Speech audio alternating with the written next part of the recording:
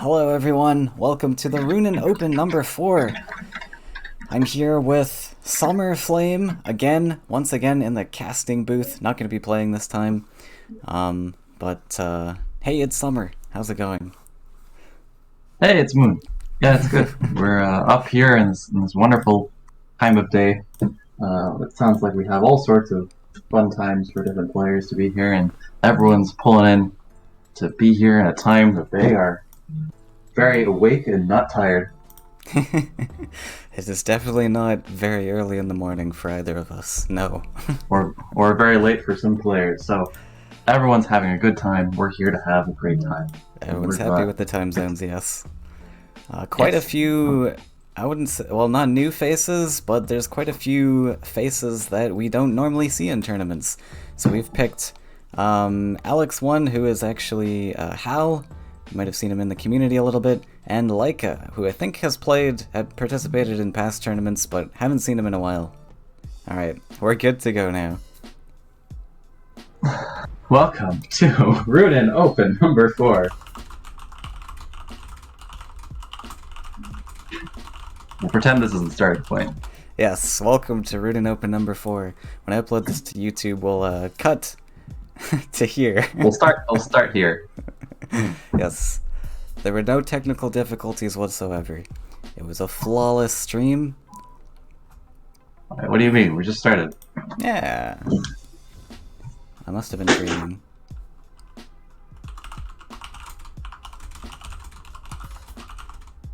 See a Beirut in the starting selection. Very exciting. Beirut to start. Ooh, so this is going to be more of a sevens list by Alex. I'm just going to call him Alex so that everyone understands who he is. Okay. Leica and Alex. Start with Bone Collector. Bone Collector's a great start, especially when blue doesn't have a lot of answers to it. However, Alex can contest with his lands here.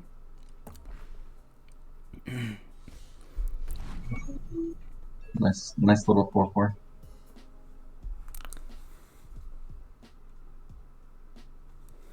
And with the Explorer, this is really excellent. We get to pop the Village Elder as a collector on the right side. Little bit awkward that may or may not... Oh.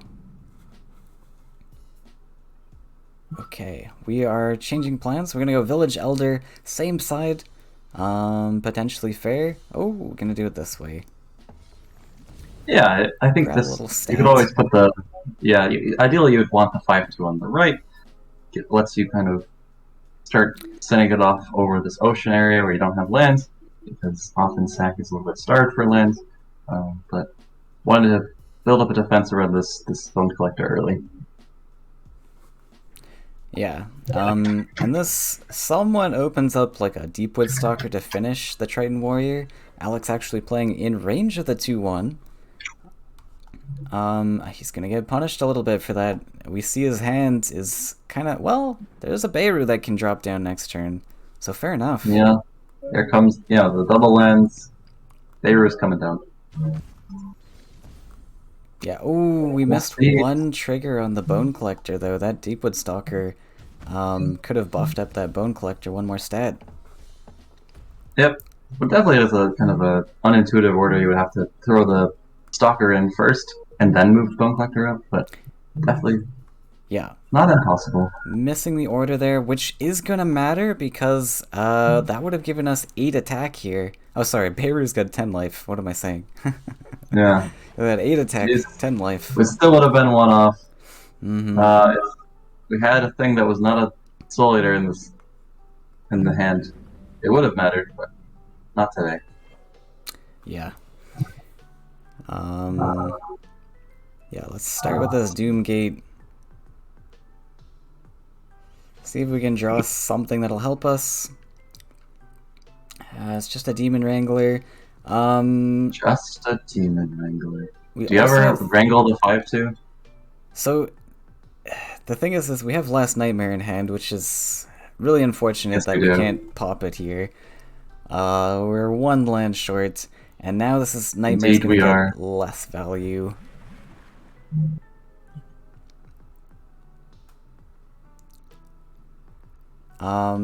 However, we are taking a collection away from our opponent if he hits into the Demon Wing. You might not actually hit into the Demon Wing here,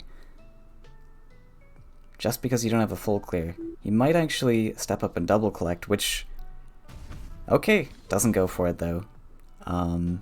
So Wants to keep putting that's pressure on this Bone Collector. Got collectors in hand in the form of Battletoad. Yes, and yeah, now I think the Nightmare comes down. So if we did Demon Wrangle, he probably would have dodged. But then we would have had a great Nightmare, right?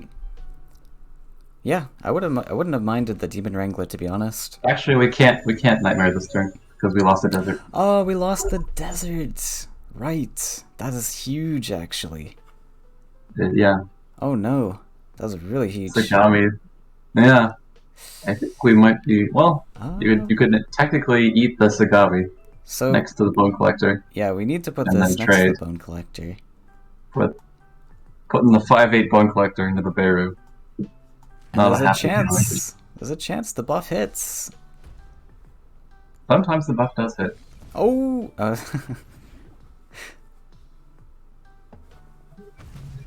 I don't mind the Demon Wing either. That's nice and juicy. Yeah, I think as long as it got on the left side, you're happy because that's where all the action's happening. Yeah, definitely. Might be Tide Lord time. Yeah, I like Tide Lord. It's a bit more expensive than the Mystic Beast, but we get the buffs now. And we can test this 7 life creature a bit better.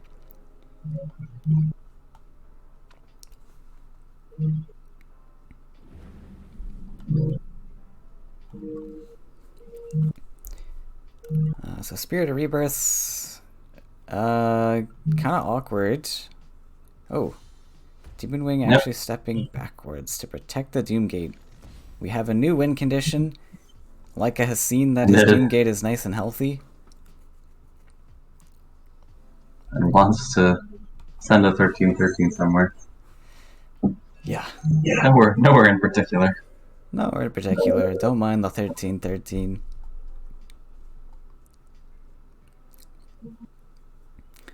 So Alex is going to have to worry about this Ostrogoth at some point, very soon. And we saw that there are no neutrals in this blue deck, so there's no commands to see. Right, great point to note. It's one of the pieces of information that you can nab off of that. That Phantasm's pretty nice, keeping the Tide Lord alive on 1 HP.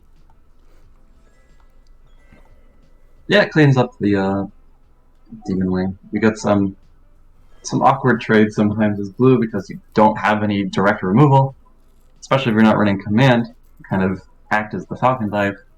But in this case, the Phantasm got to deal a little bit of damage to get the Demon Wing down the Yeah. hole. Busting out the Okay. Nightmare.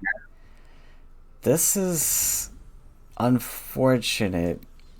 But there's no answers to this Doomgate. Like we lose collectors, but if Leica was Yeah. if Leica was paying attention to that, no neutrals on the pick phase, he might be feeling safe. Not even a land trick can stop this Doomgate now.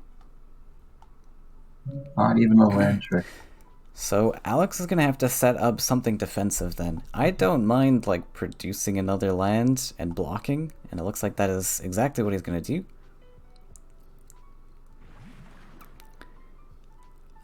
Nice little 2/4.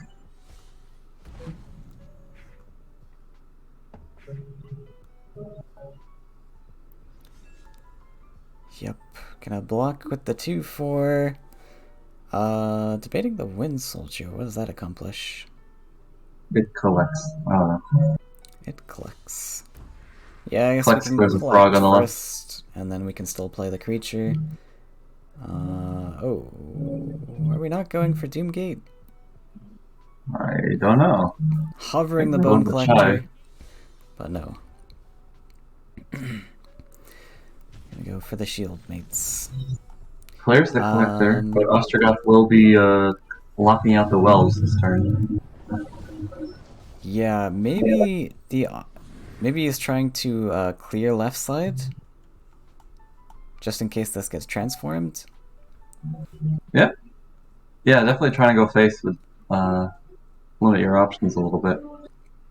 Yeah, I mean he can't go face here because of that little body blocker, so he kind of has to. Oh right. Oh yeah, he didn't have the creature on board. So yeah, I don't mind clearing out the 2/2. Another option I guess is keeping your 1/1 alive though. Just go for the 2/4. Hope that there's no transform.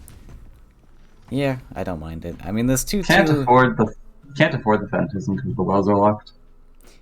Yeah, I'd be thinking about Frogify, but I mean, like, worst case, if Yes. the Frogify comes, then, I mean, actually, I'm not sure how this interaction works. If this gets transformed, do the Faeria wells refill? I think actually not.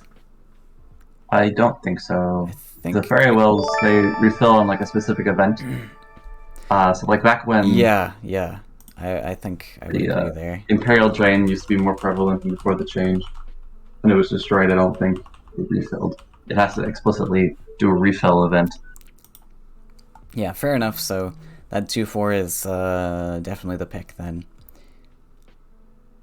Faeria wells It depends. refill at the start. It does protect your 1/1, but your 1/1's not collecting either, so it's like Yeah, I but don't know. protecting a creature is protecting a creature. That's another sack target. Which is popping down another 2/4 Triton. Yep. Um, We can plus one 17/17, so or we could do a full clear with Wind Soldier Bone Collector. And that is an option. I don't mind that because with the +1 Wind Soldier plus Bone Collector, we get a lot of stats on board. Our opponent has nothing on board and still has to worry about this 13 attack guy and has to put a creature awkwardly in the center to block against that. Looks like it's time to go face. Yeah, just go and face. I had to make some awkward lands there. Right. I think this was like way better than the full clear actually. Like Well, playing okay. better than me. Yeah, I guess you have a little bit more time than I thought. I thought the game falls apart once you get phantasmed, but actually the 5/5 still kind of just gets there. Actually, no, you can't. You can't even. Uh, you can't step on the land, and you can't make lands underneath and also hit face. Yeah, it's a little bit awkward too that we can't build a land and Soul Eater in face range here. We're on 4. That's Um, fine. I think just starting to play any of the Soul Eaters in yeah, like hand are pretty good. +1 Soul Eater. Alex is behind here on Faeria like massively, and now he's gonna be behind on stats. Um, Yeah, just drop the Soul Eater. Probably just trade the 5/5s. Oh, I'm surprised. Oh yeah. I was thinking double land collect on the right. Um, That was an option too, right? Yeah, double land. That would yeah. force your opponent to build land to fight the 5/5.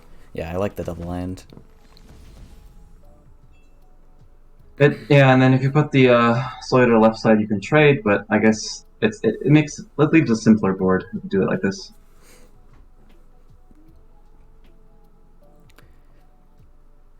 So what's Alex's out here? We probably just have to... I don't even know. It's gonna be rough. Top deck 3 Frog Pies in a row, Yeah. based on this hand state from Leica. But Yeah. obviously, Ooh. players can't see each other's hands, so they gotta explore and see for themselves what's gonna happen. Yep. But even with Frogifies, I think Leica's more than happy to just drop Soul Eater after Soul Eater after Soul Eater. And Alex just isn't going to be able to deal with this. Oh, we did top deck the next Phantasm. It does prevent lethal if you Phantasm the closer one. Yeah, and you can Phantasm here on ABC 1, 2, 3, 4, 5. Because this puts it out of range of the second Soul Eater, and then you even have the 5/5 that can step back and protect against the, well, I guess you can double neutral step up or something. Yeah. Because the unfortunate bit about this is the second Soul Eater just takes the 5/5 here. One of those pesky things. You got a Do you Stalker. Yeah, you step up. Do you ever make another land? Just put another Soul Eater aggressive? Yeah, I mean, just putting on the pressure with Soul Eaters is definitely a great option here. Alex is really struggling to fend these off, and you want to get these things down quick before... don't mind the clear there, but it doesn't set up lethal, but I think this doesn't matter. basically does. Limit the collection, and then you can still win even through like double Yeah. Frogify. Any trade you can do with your 18 health creature is probably pretty good. Yeah. If it results in a full clear, at least. Yeah, I definitely think about building a land here, but we're gonna go for the Nightmare. Like, it doesn't really matter. Frogify's losing anyways. But close out the game with another Soul Eater.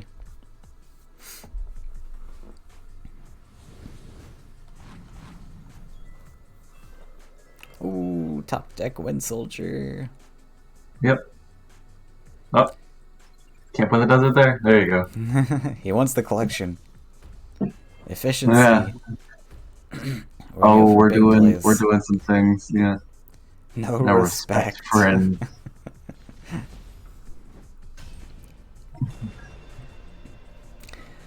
And Leica taking game one. Very good to win game one like that. Like I mentioned with their whole rock, paper, scissors thing. Oh, Alex is prepared though. He knows what he's countering with. So we've got 19 plus 3 plus 8. What was that? That's 30, right? So no crossover cards? 19 plus 3 plus 8. Doesn't sound like it. So I'll trust your math. That's another great thing, a piece of information you can pick out on the picking screen there is you can tell if they've got crossover cards, as in dual colored cards, if the numbers are greater than 30. If those colored lands plus the neutrals equate to greater than 30, because they will have some crossover there. We got a Bannon showing up though. Very exciting. We might be seeing some Nats, some Husk. We'll see. Yeah, I'm guessing Nats with the green, yellow. You know, Weeping Idol, that sort of deal. Should have a good time against Sack. That was pretty slow. As looking to, we'll see how much Husk damage we can get built up over the game. Wow, yeah. Oh, the other thing to consider about the Husk versus Sack though is Sack often struggles for draws, so this is giving extra cards for the Sack player to actually play. But perhaps not the cards they're looking for. Handing over the Freedom Fighter. Free Freedom Fighter. Going for the second Merchant. We get another card. Now that's a pretty tough pick. Between the boss and the egg? Yeah, now Boss and Freedom Fighter both are pretty nasty cards. Freedom Fighter doesn't seem like it. It seems like a pretty terrible card, but having that 3 damage removal trick essentially in your hand, even as expensive as it is pretty cool. Oh, it's Altar of Souls. Okay, no nets, just 6 ones. Just the 6 ones. full of surprises, though.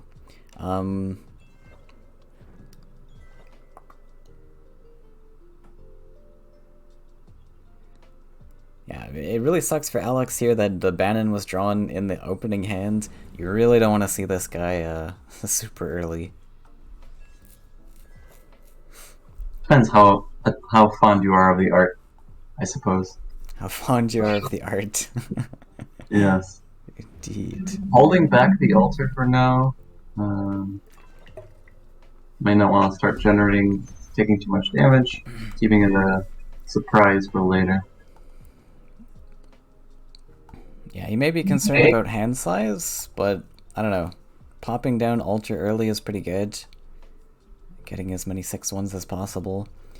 I wonder if Alex runs a Mistral Guide. That's a very important piece, in my opinion, for the altar list. It's certainly handy. May also be waiting for a Weeping Idol to maximize the value. Could be true. It's definitely a lot of. We got some time to wait around, so we don't have to rush to anything if we don't want to do it right now.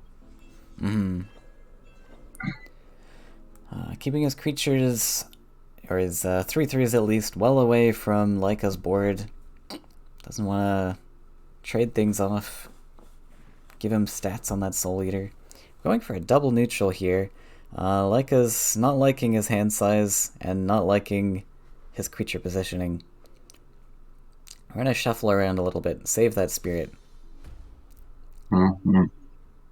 Is it Tyrannex time? It's Tyrannex time. It's Tyrannex time. Solid body to fight this swordfish. Also, with these Spirit Rebirths, this Freedom Fighter might not be a 3/3 when it gets played. That's a great point, actually. Yeah, I think Alex is gonna feel some pain giving this Freedom Fighter to his opponent. These spirits are gonna get some stats. Was that a draw? That was a draw, in fact. We're looking for the Husk 100%. Husk, Weeping Idol. Yeah, I mean, we might have to switch our game plan now because Laika's just got a massive board here, especially with the double spirits.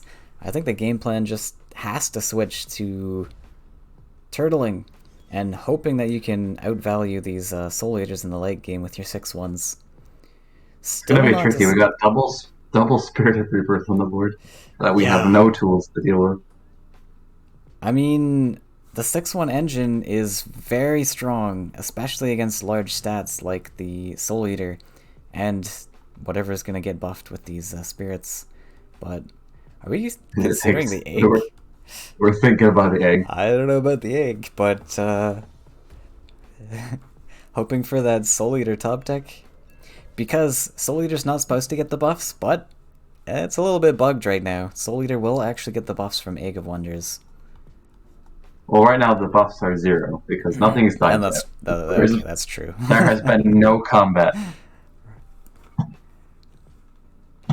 Got the Storyteller.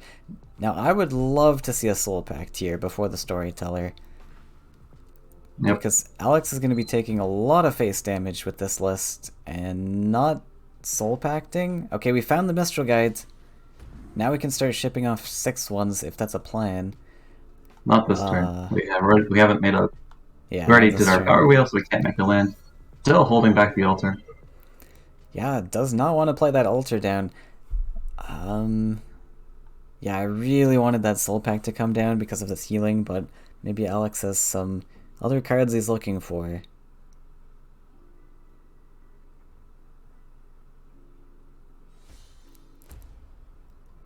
And now this is just a own little factory going on here. Yeah, it's a battle of attrition. Both players confident that they can win the late game. We got the buff on the Freedom Fighter and the Soul Eater. First buff has been made.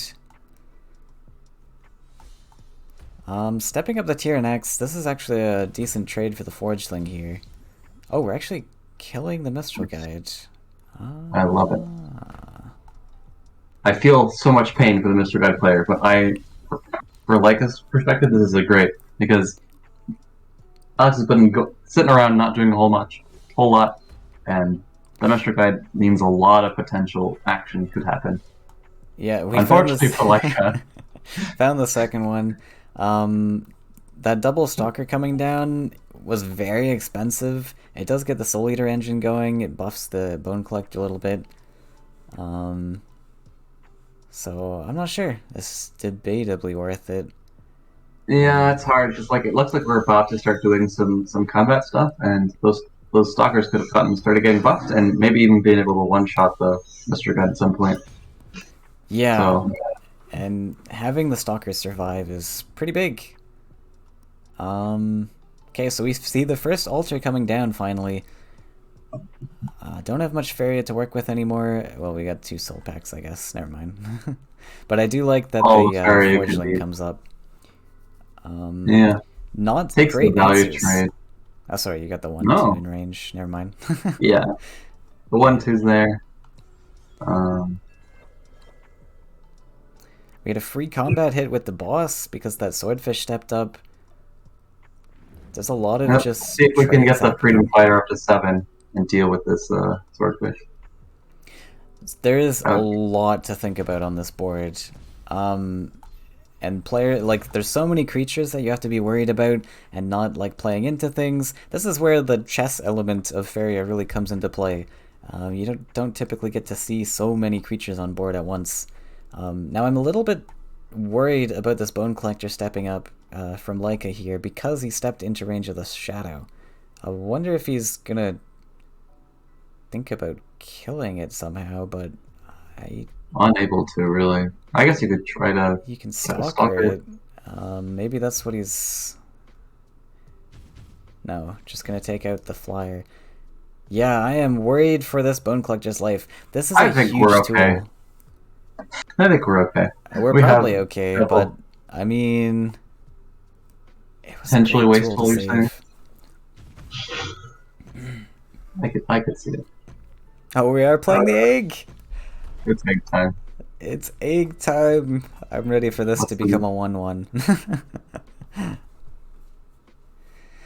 Well, Soul Eaters are now reasonably sized, so there is some potential to be the Yep. fourth Soul Eater right there. So I think it's still going for the draws though. Oh my, this madman. There are husks in this list. I almost and we're running Bannon, right? So we got a plan. Oh no, we're not killing the Bone Collector. Buff train must be stopped. We have missed the Bone Collector. Maybe he's just seeing that if I jam like a million 6-1s into this, it'll eventually die. But It's a reasonable yeah, plan. Small problem. There's a lot of 1-1s on the right side. there are. So all the 6-1s must be put somewhere else. And now we're put in a tough spot where even if we try to go for this 3-3 that we opened up this path for, the 1-1 can now still reach our 6-1. Yeah. So now we have to go in and clear the 1-1. Meanwhile, we cleared 3 creatures this turn, put 6/6 worth of stats into hand. And the Bone Collector's still getting stats. Like, this could potentially boost to above 6 life. And I think that's what it's going to do, actually. Hey, 5 cuss, 2-1. We did it. Like, look at this Bone Collector. I feel like that was such a missed opportunity not to kill that. I mean, yes, you're giving a combat hit to the underground boss, but this Bone Collector is just gonna get way too out of hand now. Maybe he runs Nightmare, but kind of gotta save those Nightmares for these Soul Eaters.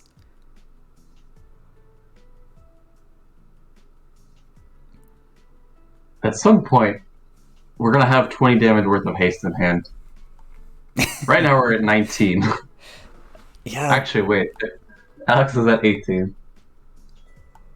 Yeah. And yeah, this type of list is gonna damage Alex quite a bit. He's got triple soul pack still coming down.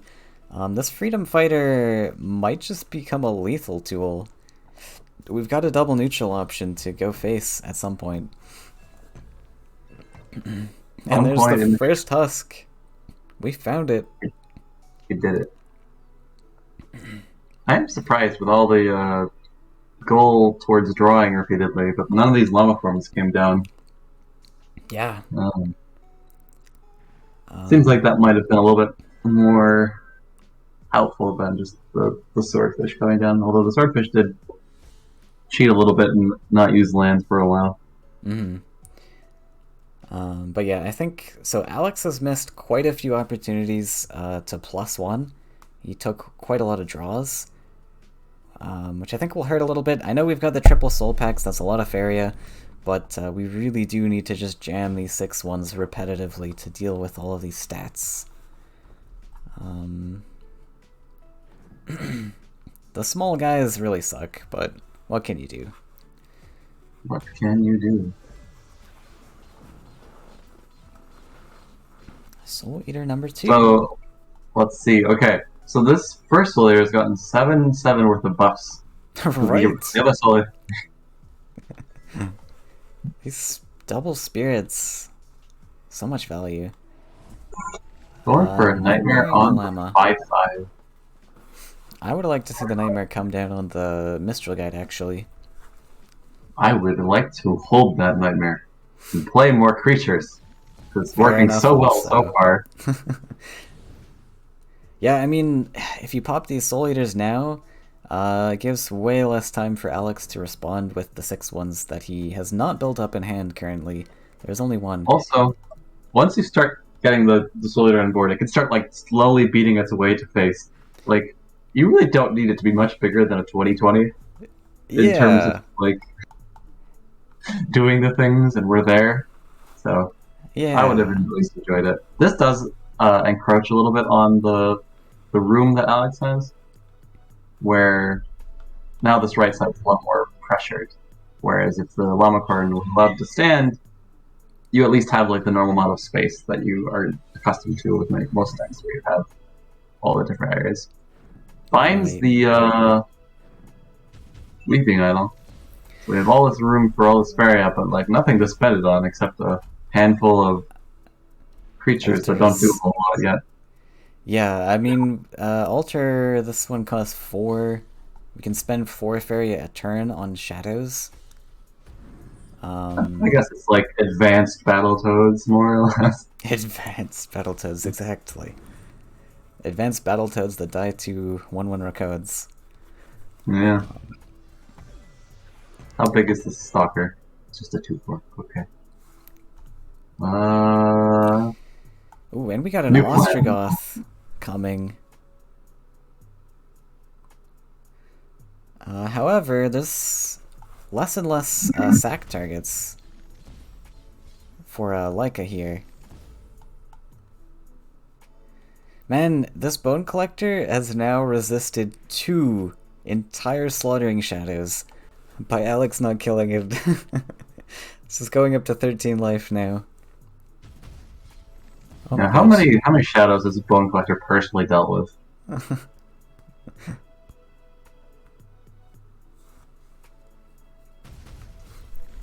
Oh my god, I didn't realize the Wind Soldier. That's a 15-13. That's even bigger than the Freedom Fighter. Yep. Wait. It's time for freedom.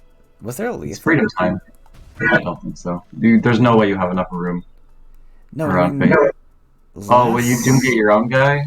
So, maybe? I can't remember where the 6-1s were, but couldn't we have just cleared one of the 6-1s, produced a desert, Freedom Fightered the Mistral Guide, and then Wind Soldier face? Possibly. I can't quite remember where the positioning of the 6-1s were, but... I thought you had to connect 2 different creatures to face, but... No, this Wind Soldier's got 15 power. He had 14 life there. Yeah. I'm sure there's all sorts of flashy things you could do. Uh-oh. Leica knows he's got the lethal. He's confident.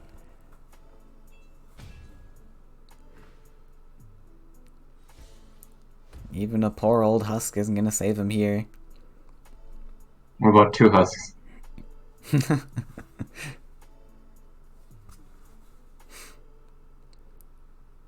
got the whole back line of structures. Yeah, and these huge amount of structures have also been limiting Alex's space as well. Well, now you're just dead on board. Yeah, you are just dead on board. Yikes. I'm sure Leica's gonna give us the win soldier though. Oh, sorry. He's got, he goes up to Oh no! 12 life with the husks. Up alive at 1. Amazing. But we are going to see the 15-13 Wind Soldier come down. Not a single Soul Eater was played this entire match. Is that true? Oh my goodness. Yeah, it was all just the spirits. All spirits. Yeah. So game 2 going to Leica. Well played on the Soul Eater match. He played that just the way he needed to play it. Turtling up and getting a bunch of stats. So now Alex has one less to try and make the reverse sweep here. The 3.8 yellow list.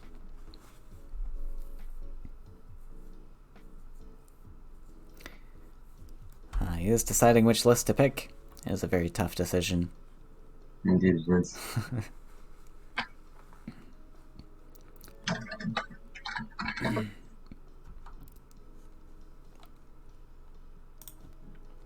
Hopefully he is here and not absent.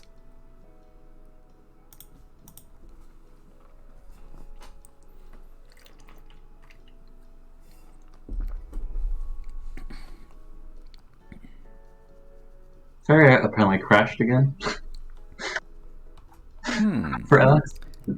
Yeah, he has left. We've almost escaped the technical difficulties. That didn't happen, but it's okay.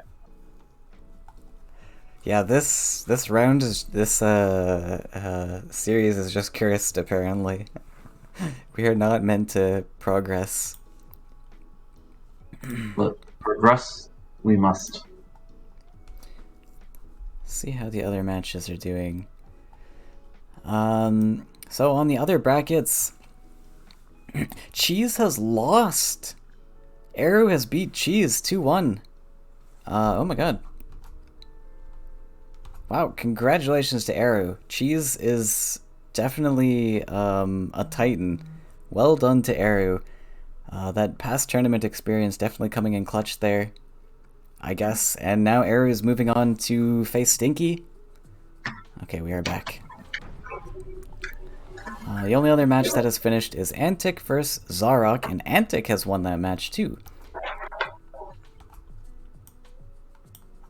Wow, I am excited to see where this tournament goes now. We got places to go, people to see. That tournament upset from Cheese. Wow. Oh, Kilt has also beaten Zach 3-0. Kilt is moving on. Yeah, this is going to be an exciting semifinals. I look forward to it.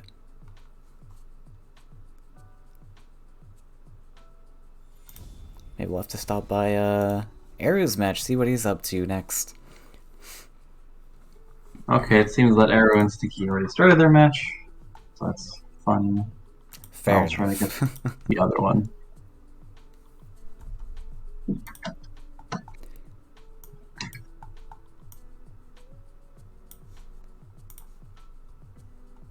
Actually, that might have been their first match.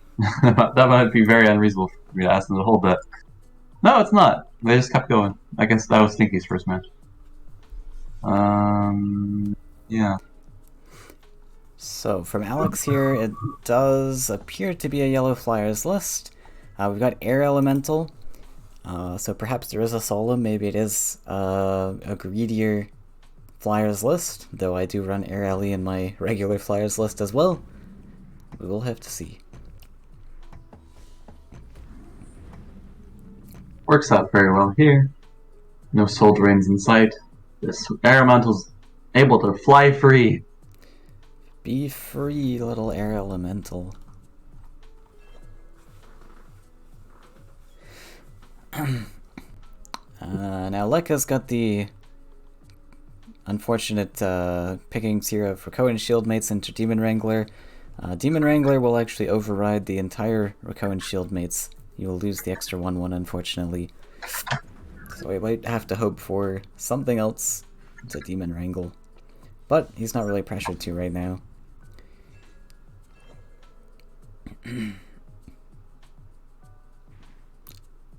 Oh? Oh no! Soldier. Like I thought he had the double Second deserts for desert. Wind Soldier. No have. Mistakes are how we learn. There's the second air elemental, so yeah, I am predicting this to be maybe a greedier, more land-heavy flyers list, which could work out in Alex's favor because this is going to be a slower match. However, I think Sack... I don't know. What would you say in the Flyers versus Sack matchup? I would say Flyers has more speed, but I mean Swarm type of things are a lot better against Flyers. And we are taking out the Bone Collector. Alex not gonna let the same thing happen twice. We are getting rid of that Bone Collector early while he has the answers for it. I like it. Yep. This is a Like very a whole strong land start. behind. Yeah, that Hand double in neutral. disarray. That Hands a double nightmare. neutral. I think Leica has set himself back quite far with this double neutral.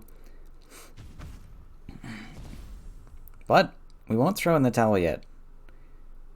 We do have a triple collector, but we'll see what happens. Ooh, he's debating the Demon Wrangler. He's actually going to go for it. We are going to sacrifice the entire 1/1 body. And I don't mind that too much because we did see double Soul Drain already. So Leica's not expecting that anymore. We want to control one side of the wells at least. Now Sky Captain coming down. We get a Iona. 3/2 Iona. Excellent. Iona here just to body block and mess up this Demon Wing. And meanwhile, Leica's going to invest all these lands in left side. This Airily on right side can now start encroaching face. We got a little bit of a jerky to get there, but yeah. We do, and Leica's still got 2 more lands to build, so I don't think he's super bummed about that.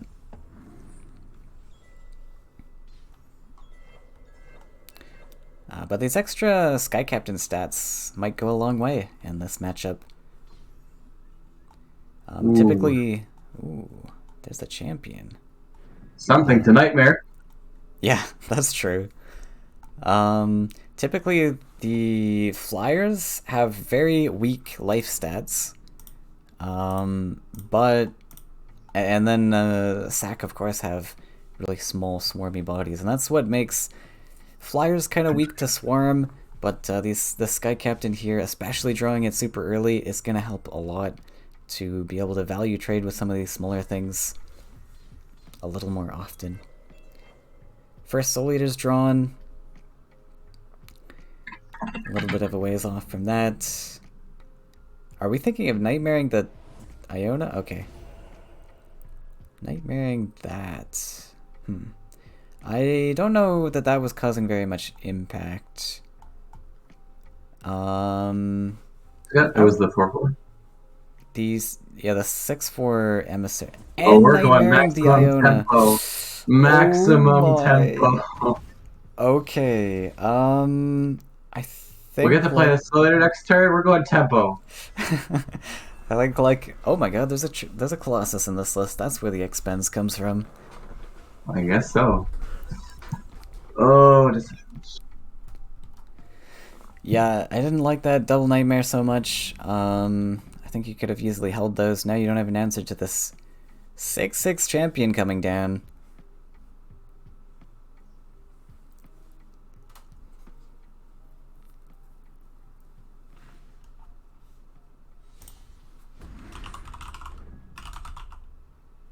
Going face with a champion here.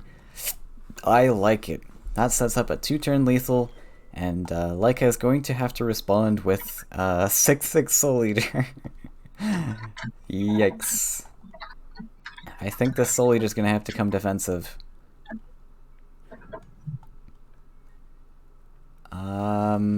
So we have a plan. Oh, we're I going guess aggro. you could put it on the desert in the middle and be able to reach places True. Yeah, I like the desert on the middle. because the champion can reach either spot anyway. That's true. Yeah, placing it on You the might as desert well be able allows to you to reach. go aggro or defensive. Um,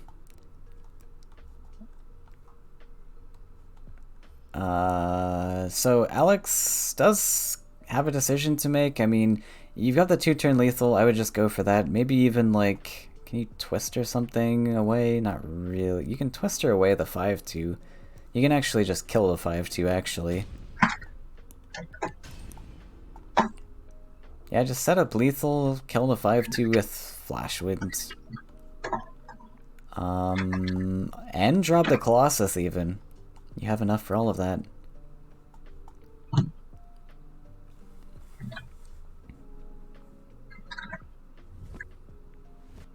Okay, using the Desert Twister to get 1 extra collection. I like it.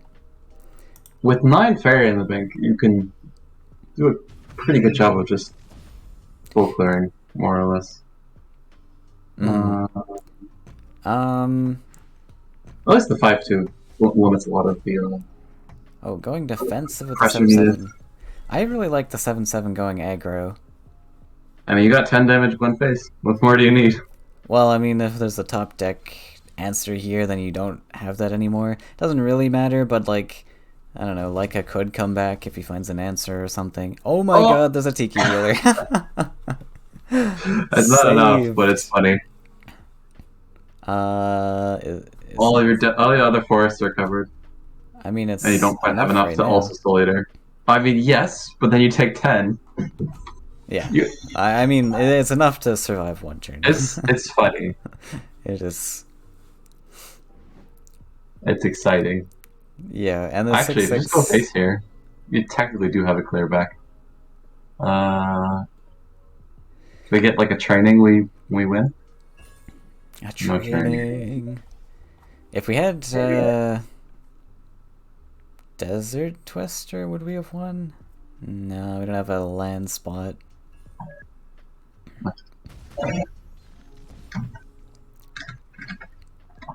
But Alex is feeling safe now. We're gonna pop up that 7-7. Boop boop. That Tiki Healer was a nice last resort, but not gonna be enough. Alex is gonna start the sweep, finally taking out this green-yellow sack list. So I bet he's relieved by that, but he's still got 2 more lists to work his way through.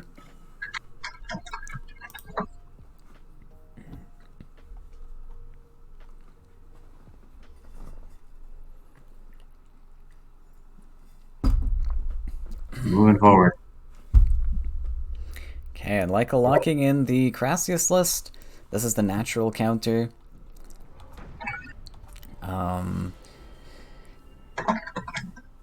The green match is pretty easy for Flyers generally. Flyers is pretty strong against mono green, so this is pretty much the hurdle that Alex has to get over. If he beats this match, he's in the clear. And it's possible. Crassius is much, much slower nowadays. It's been a long time since I've seen Shieldmates and Crassius. Yeah. Oh my. There's some interesting cards in here. We have a Therian Expedition. This is not a card you see very often.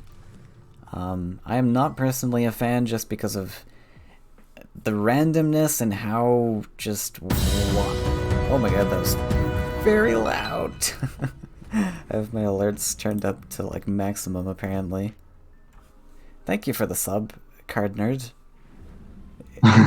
From the future. Okay. Yeah, while Moon is clearing out his ears, we have a game going on. Meanwhile, Alex is a pretty Things strong are opening. happening. Things are happening. Air Elemental also free to go. No, feels very reminiscent of last game. There's a Minstrel Guide in this list as well. Yeah. Let those Colossi go forth. fly like the other flyers. That is really interesting that we have a Mistral Guide. Now, really, this is, Leica's got to be really careful about where he places this first Crassius. Does not pop it. If he did invest the Crassius in left side here, Alex could be free to just dodge it and fire everything right side. And then you've got a super slow engine because you need these Crassius to die off soon. Indeed. However, Leica's hand is looking very, very clunky and slow. We started with the shield mates, which puts us way off of the Tyrian expedition, way off of all of these blue cards. I think it's 5 master time. I'm ready to draw 5 cards. Yeah. And Oh, because sorry, 6 cards. I didn't know we were running Wrangler. Right. Also, if he knows he's gonna find Wrangler, I guess it's not super important to wrangle the Gracias this turn. Yeah, you also don't have a desert. Oh, you could just move it. You could have placed the Gracias yeah. not on the desert. I'm surprised to see a draw here when you have Champion in hand and 9 Faeria and 4 lands. I'll say other things, but I'm surprised. Yeah. Here's a time where you're ready. It's tempo time. It is And definitely 5/5 tempo is- time. This Crassius is getting killed off, which means you need to be going face, face, face. Yep. But Crassius is a very difficult list to play against. As much as Cheese will say it's a bad list now, it is a very difficult list to play against if you're newer to the competitive scene. Competitive players can play around it quite easily because they've seen it a lot, but yeah, if you haven't seen it much, it's a challenge. Admittedly, this is kind of a unique build that hasn't been around for a while, where you go Wrangler and Shield Mates and all that jazz. Yeah, very swarmy. I mean, it's naturally going to be quite strong against flyers, but you do have a chance if you just go face. The flyers got a lot of 5 power that can just give you a 4-turn clock. With the help of all these mobility tricks. Yep. Someday this champion will be able to be on the board. I believe.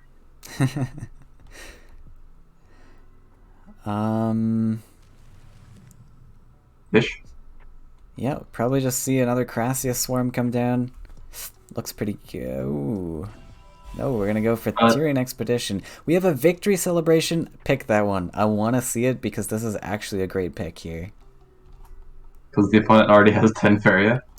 They have 10 Faeria, and look at your hand. We've got so many expensive things. The Crassius combo costs 9.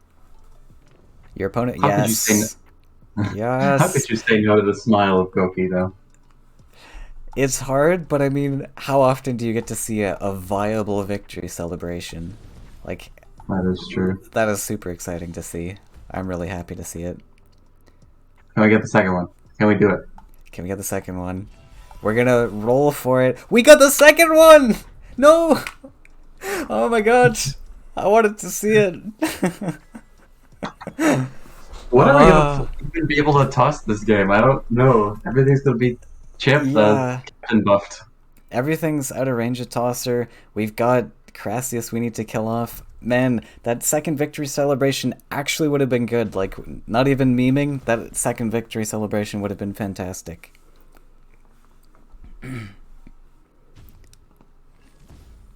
All of the 5/2s are missing. I'm very sad we didn't get any Crassius down. We have creation at hand. I feel like we could have done like 2 more steps of Crassius this turn. Yeah, I thought we were getting Crassius down this turn. Now we're just getting value traded all over. Well, you had some 5/2s on the board. I was like, surely they wouldn't have all these Smoldrins. Yeah. Leica keeping things interesting for us. I think we might see Frog Tosser on the next turn. I'm very what he's kind of lining up. But man, imagine here if we had victory celebrations. We could have +1'd and still not play the Crassius. We could have +1'd and we could Crassius creation. Wait, we're going for the third one. Okay. Hey, we got Well, Goki a second time. That is so wild. There are so many different four-land card or higher cards. That is so wild. And we go for the Savior of the Meek. Gonna try and buff up this shield mates, I suppose. yeah, it's like a selectional It's a uh, Tiki Caretaker. caretaker. That card that I am very familiar with and play a lot. Yeah.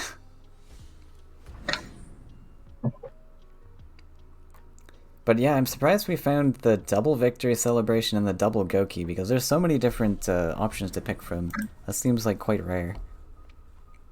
I'm sure it's common to see at least one overlap between like your three choices three times, but I'm not sure what the exact odds are. 5.66% for one card. I calculated it. But I don't know about two. To see the same card twice? No, just to see one card once. I don't know about Okay, the well, same card well, you, twice. we're biased because we saw a single card twice, but you could see any card twice, and we would have made the same comment. Hmm. This You buff's feel? great. Get to, Yeah, not bad, not bad. We might be able to convince ourselves to play some fish this turn. I'm getting yeah. excited. Now, one issue with not playing the fish early, and especially, oh my god, we're not going for fish. But when you play less fish early, you don't even want to play them later. Yeah, and Why bother? It's just two you fish. and later Why would I if want to play? Why would I want to play my win condition? yeah, and if Alex gets a bunch of Faeria and cards built up, it's gonna be dangerous to play these fish without the creation. Maybe we're getting spooked because they have 15 Faeria, and we have Maybe, no idea what the deck is. perhaps, but I think you can at least I think Like has seen enough that he knows it's pretty much just flyers with Colossus, right? Like there's been so many cards played now. We are using. Whoa, where are we going? Oh wow, We we're killed going a on a 6-2. journey. We gotta protect our 7-7. Yeah, we have to step up Time the to go in. 4/4 if we want to go in that neutral space. Because we dash 2 first, and then the creature's dash kicks in. Mr. Guides happens first. I think we could still do it from the back visit though, because the Oh, Colossus is right. charge 3, dash 3 Right, itself. yeah, you place it on this land, yeah. Correct. Oh man, I'm getting really worried for your ability to Crassius create. Oh, sorry. Yeah, you have so much Faria with this victory celebration, but still not enough. We need 9 to play Imagine if Crassius we had like creation. 3 more Faeria. Imagine, eh? If we played that also that second victory celebration. Man, I wanted so badly to see that second one. It would have been so cool, and it would have been game What winning was, too. what was the third exhibition? I can't even remember anymore. We had a Meek, we had a victory celebration. The Meek was the third one. What was the We had second one? Frog Tosser second. Oh yeah, we tossed it. Oh no, we are no We longer are bringing we are not creations. fish gamers. We are we are not just fish gamers. Now, one thing to note here is Crassius is very good against yellow flyers. Like I said, Swarm is just really solid against flyers. They don't have many great options. So these creations really need to be going towards those Crassius. you would think. Perhaps. But I mean, if we creation to Crassius, it would just be like 2 fish. That's so low Currently, value. yeah, we'll see if Alex can pull off a win here with some future champions. Actually, this Iona can go face. That's kind of funny. I like it. Tuck him into And 10 face. turn, You get a 10 10 turn turn clock clock. Yeah. this time. And I don't know that this archetype has any answers to the 2/1, unless command is being Yeah, run. I have a solution. We Oh, creation their champion and make 4 more deserts. Oh, we see the second fish coming down. I am worried that these are going to get cleared off, though. Why would you be worried? Everything is going well here. Ah, yes, everything's going well. Nothing to be worried about here. No concern. None to be had. I mean, we'll see what Alex does. Again, like, Probably, not... probably go face and ignore the fish. Yeah, I mean, fair enough. These fish are in places where they can't be traded off. We can even flash win the 2-1 away to get another poke in with Iona, which is potentially worth it. No.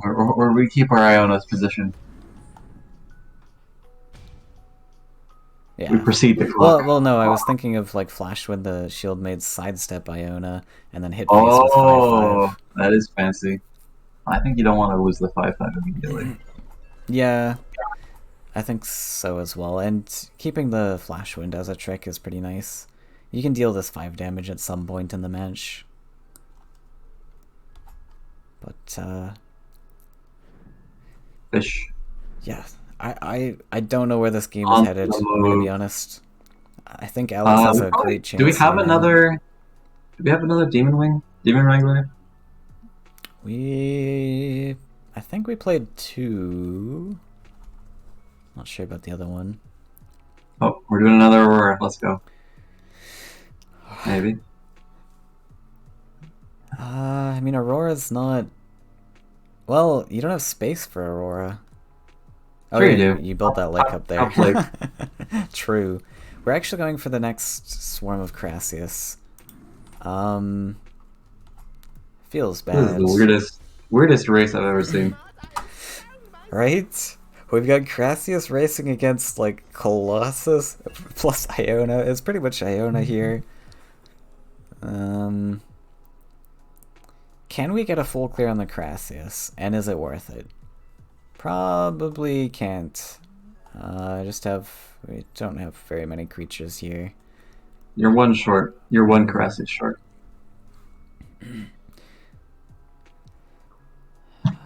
So that's 3, 6, 9. I don't... Right, Leica's got the creation for Aurora, so we can set up 2-turn lethal. Can Alex set up 2-turn lethal? Probably. You can clear off the shield mates, go face for 12. With the Iona trade Soul Drain. And then usually it's pretty hard to do things. Ideally, you would be saving the Soul Drain for after when you take damage, but this trade's interesting. Oh, okay. Move the shield mates away. Yeah, that makes sense. I like it. It sets up the 7-7 in a spot where it can't really easily be answered. I think Alex has solved his problems with this one. So, really well done beating the Crassius list. I'm just super sad that Leica didn't take that second victory celebration. Well, look, Alex got to use the victory celebration to the full effect. Only at one Faeria here, and the victory celebration's been active for multiple turns. Yeah, Alex was on like 15 Faeria at one point, right?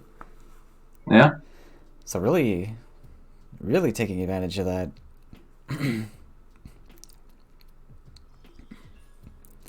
There's the champion. We have Creation the champion. Sadly, you need 5 deserts.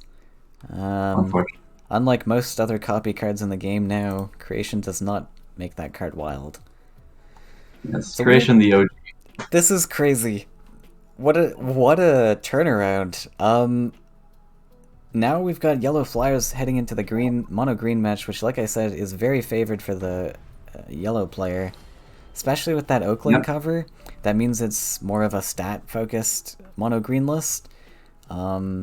Which yellow just... That might be a struggle. We haven't seen any nightmares.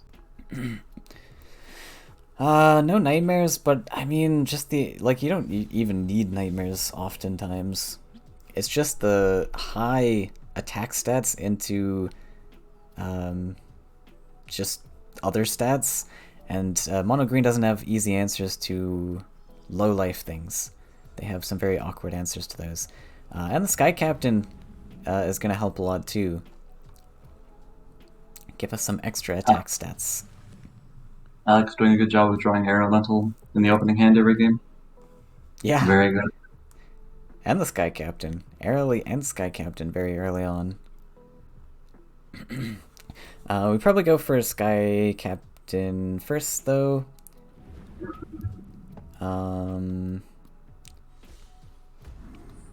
Yeah. Leica actually starting with Forest Center. He wants to fight same side.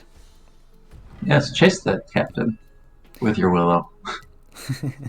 He might actually be trying to go aggro. Potentially, yeah. It's got room with the boar. It's gonna be tricky with the feeding hand, but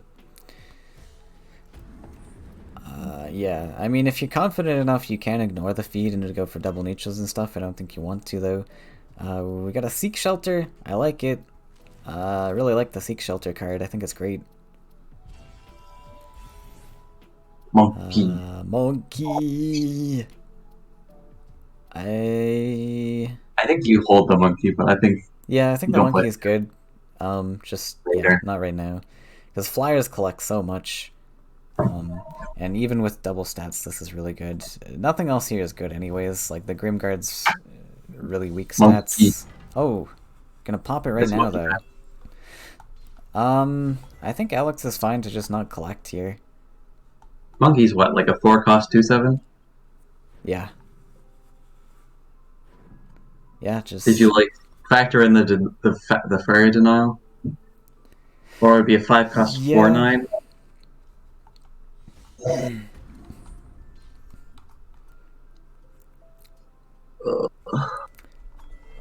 Sad monkey. Yeah, you really want to make sure this monkey is, or your opponent is forced to make those collections, but it's okay. We deny one collection. Monkey. Monkey. We have command. We could use this on the Iona, the future Iona. Yeah. Never mind. Or we can Could just use it now. stop the Sky Captain from fighting back. Don't talk back to me. Actually, we can't even command the Iona. It's been buffed. Oh no, disaster. Well, we can make it a 1/1, and that'll increase our time from 10 It'll turns to 20. decrease the clock. No, it's a 7-turn clock now. Yeah. Not if we put a willow there, though. Ooh. Come to see a double dash from the Mistral guy. Get the Iona nice and snugly with the base. I'm a Although little moving bit. quite far away. Oh, we're in feed range. We have double willow, double feed. Oh, I like this a lot. Imagine we get like a really good top deck creature here. Even the boar is not bad. We can dash. I mean, there's not great plays. Yeah, you just dash on the desert, right? Feed first, though, I would say. Yeah. Maybe You what? could. No. We really need to We really keep need drawing. I don't cards. know. Like, we need to out-tempo this now. There's no defending anymore. That's not a card you want to see, but hey, we can boost this to a 5/6. Is this an aggressive Beastmaster? Yes, it is. It's an Yes, it aggressive is. Beastmaster. I mean, we don't need the Faeria. We're on 11. It's just a matter of do you want to have it back at all to not die? Yeah, I mean, I don't think it's gonna die, There is a but nightmare in this list. What? oh, I wow, don't know this how you have room for that. yeah, there's a lot of cards smacked in here, but he's not running Spirit Theft. He's not running Vulture. Um, Bloatfly's not running. So a lot of those like typical Flyers cards aren't being run. So I guess that's where the Ruunin is. No barter. No barter.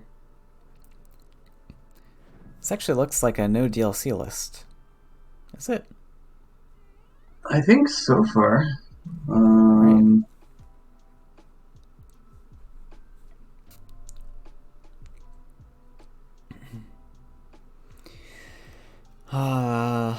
Was this entire lineup no DLC? He had the blue list. That probably didn't have. No, he had the Triton Tactician guys. But yeah, and the Tide Lords. Right. Not quite.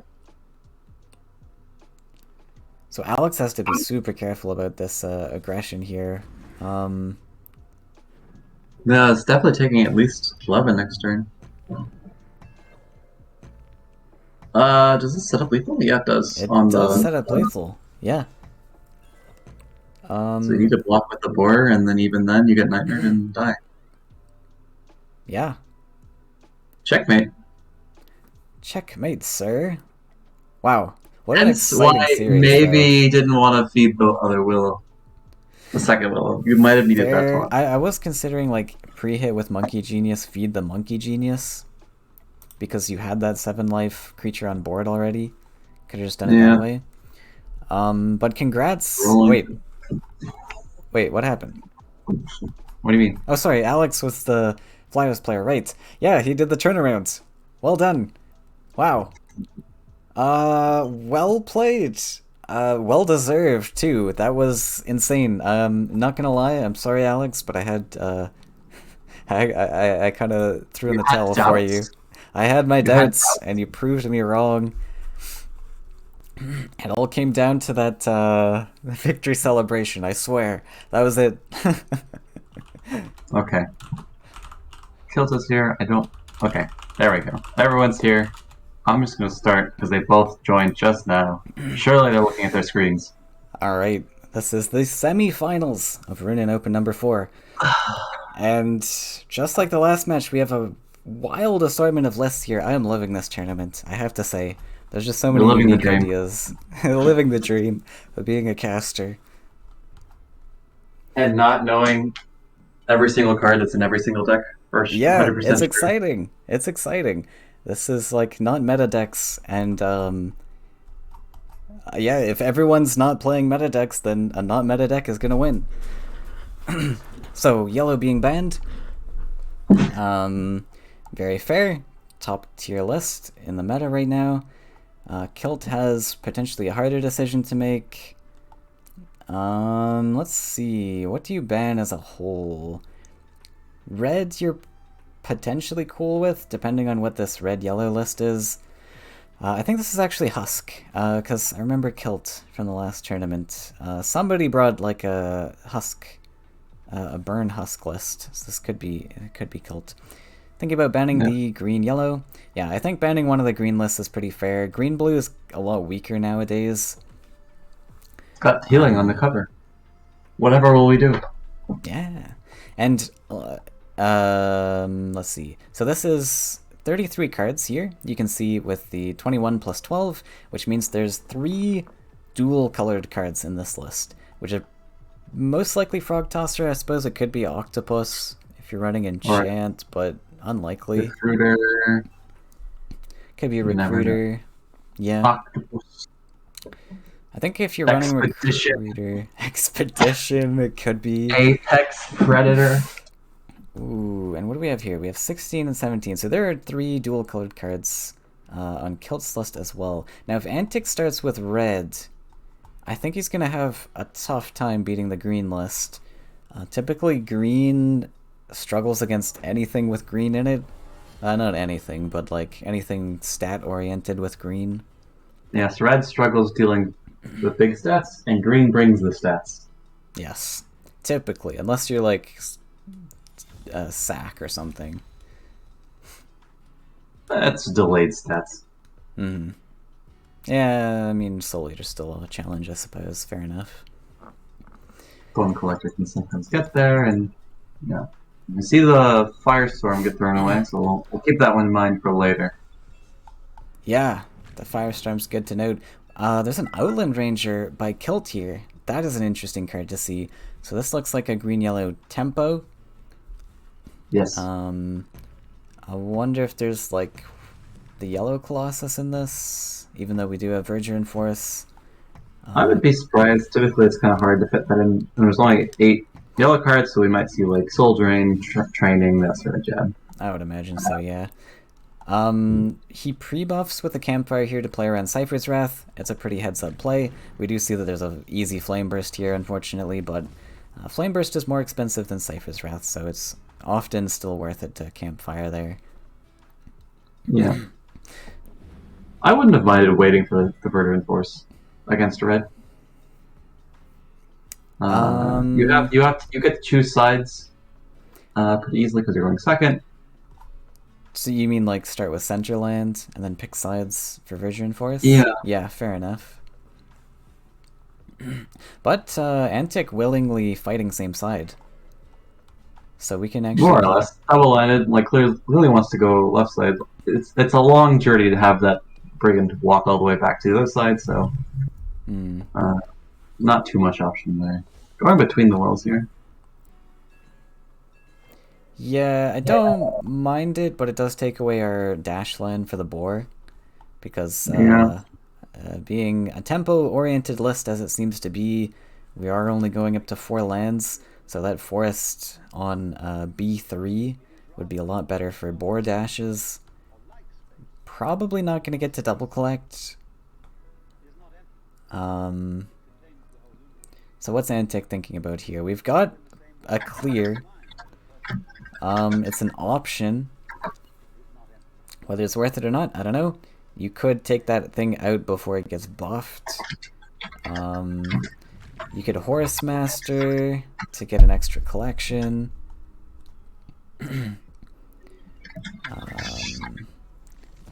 We are going for this. Yeah, if this is the play, like, I didn't mind the Horse Master just to get the extra collection there. And then we get a creature to stick on board. I hate sand. It gets everywhere.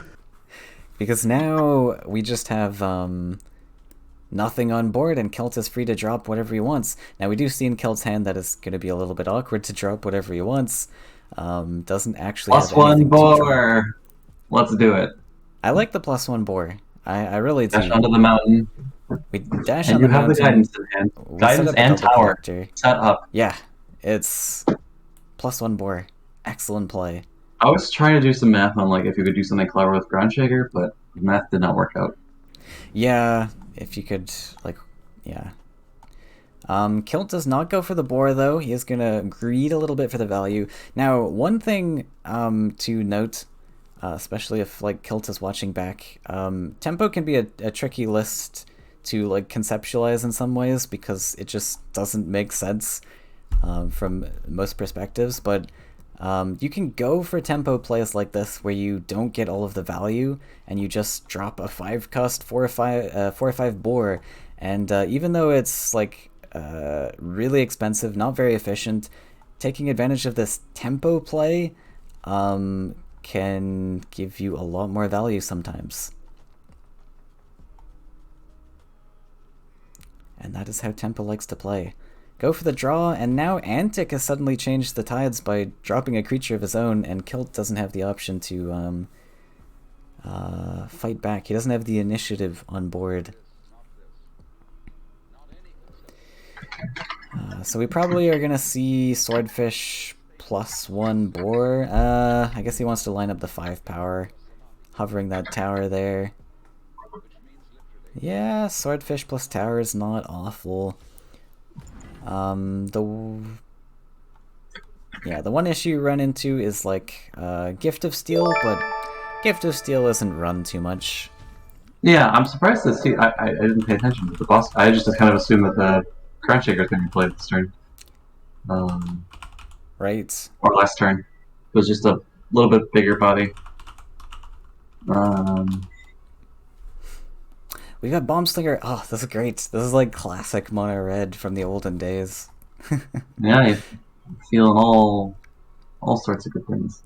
Yeah. Do we ever just like throw a Horse Master down? I mean, are we not Bomb Slingering this? Let's explode together. Okay, I wasn't sure on the math on how much stuff. I wanted to just wait a turn, but this works all right. I see. I guess it does get bigger if you leave it on board for a turn. Yeah, might as well take the clear. +1. He's debating the +1 Horse Master potentially. Oh, I just like +1 pass. +1 pass, really? +1 pass. wanna If they draw? want a soul drain, maybe yeah. I guess the correct order if you're ever gonna draw is you draw first and then you +1, so you're more informed. Yeah, Mono Red's very good at taking draws because they've got a lot of removal tools, so drawing into those removal tools, even if you're not going to play them immediately, is very good. In these sort of positions, I just really like plus winning over and over and over again because it's such a tight. If you had plus one here last turn instead of the mountain, you would have been able to plus one Shaker Wrath trade. That's super fair. That is super fair. Yeah, what you mean is we're on like play a creature, kill a creature, play a creature, kill a creature. Everyone's struggling to keep creatures sticking on board, so plus ones can be good in that opportunity. Yeah, I see it. Yeah, it's a little bit awkward now. I don't know what the Forest Mountain was been for. doing a good. Yeah, maybe you want to go right side at some point, but and when you're doing this like contested thing, you really, especially Kilt's been doing a job. He's been plus oneing every single turn, or at least I can see on the history board the last 2 turns. So when you're in this tight back and forth, being able to kind of just have that extra reach with whatever card you do draw can mean the difference between having a different amount of things on the board. Because I would just be game over, I think, if you just had a Ground Shaker on the board, no contesting there. Yeah, I agree. Yeah. Tilt at 0 Faeria. And now it's just like you play this Ground Shaker, it's going to get traded with Guidance, and it's a way different situation. Yeah, that's a really heads-up play, actually. Ground Shaker coming on the right. Ooh, I'm not a fan. I don't mind it. He's gonna be out of the fight, though, right? Yes. But because you're better than playing it just like trading the Bomb Slinger and then playing the Shaker. Well, I mean, you can put the Shaker on C2, right? Yeah, I guess you could do that. I guess if you're afraid of Horsemaster, maybe that's fair. Play out of Horsemaster range, but like you'd have to have Horsemaster plus Guidance. You'd have to +1 for it, which is fine. But then like, what? You're on 8 life. Then you just trade back with a Bomb Slinger, right? And then Cypher's Wrath the Horsemaster. I think it's fine. We're gonna top deck a Firestorm here. That wouldn't be enough. You don't nearly have enough Faeria. Yeah, I mean, it's not the best, but like, you kill a creature and you get this guy down a little bit. Yeah, I think I am the master of top decks. I call every top deck. Absolutely. Like, Antic's kind of like walked himself into a. He needs to now like go aggressive on this right side because he just cannot fight left side anymore. Yeah, that's why I really like the. Oh my goodness, the C2 would have been so good here too because they could have Force Bastard clear, full clear. Yeah, you could have done a full clear if you went C2. Oh my goodness. 2 opportunities that Antic missed. This right side mountain is like punished us twice now. Yeah. And this is where like this is like peak Faeria right here, where with these plays of going back and forth, killing creatures, trying to desperately get stuff to stick. This is where like Faeria was some years ago when it wasn't so like swarm meta, and every pick that you pick on the power wheel matters. Like building a land is a huge detriment sometimes. I liked putting the Horsemaster on C2 again. I'm not gonna lie. I want to contest. I want to contest this board. You want to do anything on the left side? Yeah, I mean we have the tools to contest. I mean maybe not immediately, but I mean this is getting soul drained anyways. But I mean this Lionfish is going to be game over, right? Right. Like what does Red do against Campfired Lionfish? Actually going for Guidance. Alright, that's fair. Okay. You play it out Grand Shaker range. Okay, it's acceptable greed. Acceptable greed, yes. Yeah, no, I like it a lot.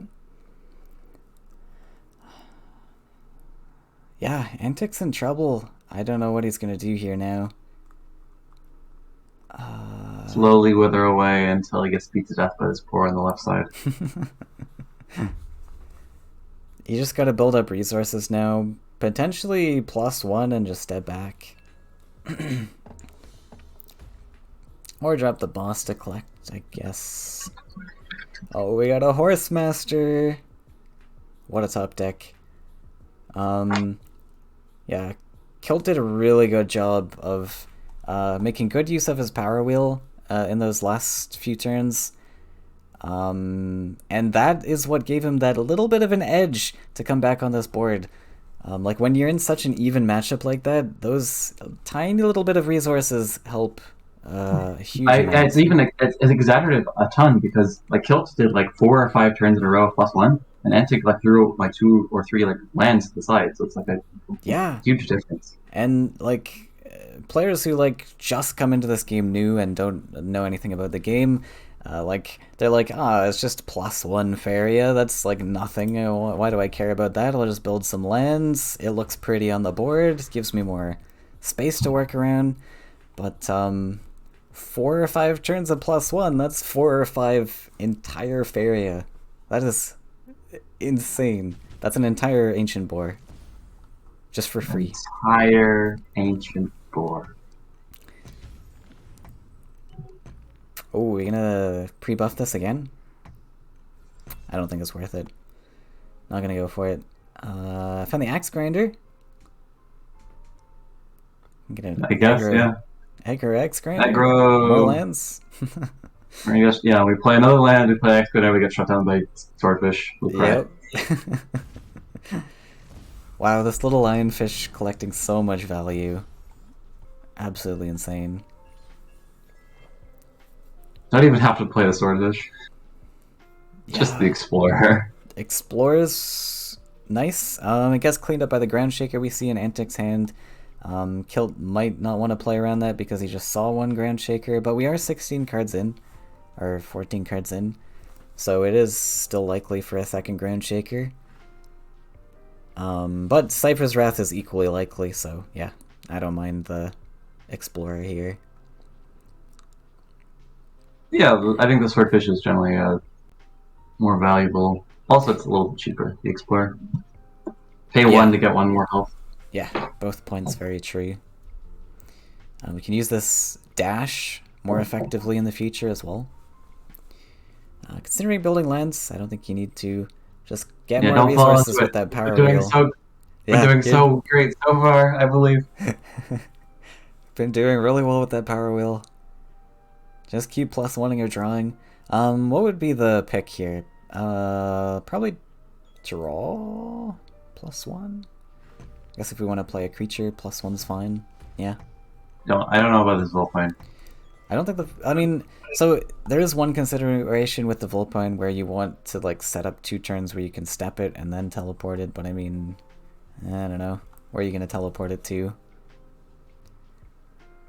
Yeah, okay. I guess I'm viewing the Ground Shaker cleanup on the right, and then having the immediate Swordfish buff response. Oh. But now with the right. Actually, no, you can still afford it with a +1. I take it back. Perfectly planned. Well, if our whole board gets cleared, but we should be fine, right? No. Just the Explorer gets cleared. The Ground Shaker. Mm-hmm. So yeah, Ground Shaker makes sense. And now I get to +1 Swordfish buff. Amazing. Or even just Explorer buff now. Oh my goodness. Top deck Explorer. Yeah, just keep popping that Explorer. Same plan as always, I think. Save that Swordfish for use of the dash and the taunt. Play out of Firestorm range, please. Nice. Heads up play by Kilt. Thinking about the Aggro Forest. I don't know if this accomplishes much right now. Just snag it for later. Fair enough. It's a teleport land, but don't you want the teleport land like closer to face? I don't know. It is helpful to have lands to step on, but I think you're just kind of grinding away. If there's any sort of contention, you can just kind of sit there, collect for a while. Yeah. I don't know if I've ever used this metric before, but usually it's like, if a lot of your lands are getting stepped on, it seems like you're not having a good time. No, and that's one thing that like mid-range decks struggle with, such as this mono red list. If your opponent steps on your few lands that you have available to you, then it can kind of hurt. I do like the setup with the Brigand here, setting up that Firestorm clear on the left side here. Uh-oh. Sneaky Teleport land. little teleport though. I think that's going to be a Firestorm cleanup on right side instead, but I don't know if it's going to matter too much. Just play the Verdant Force. Yeah, Aggressively, top deck Virgin Force is pretty nice. He set up that forest and he and drew we're into the right Virgin at Force. 0. Right at 0. Doesn't that All those feel plus great? ones. There's a cannon carrier in this list. Oh my. Oh, Baldurian. Baldurion. Yeah, I figured he probably had something land heavy if he when he went for that fourth mountain there. Yeah, Cannon Carrier does have 4. Yeah, Wonder how heavy the lands are. Yeah, I wasn't expecting the cannon carrier, but like I was expecting like Cap 10, maybe Baldurion. Seems like you run few enough of those where you want to kind of secure the collection first. Mm. Oh, Baldurion's so sad. Everywhere he goes. Baldurion is sad. Yeah, this is tough. Did he take a draw here? Yeah.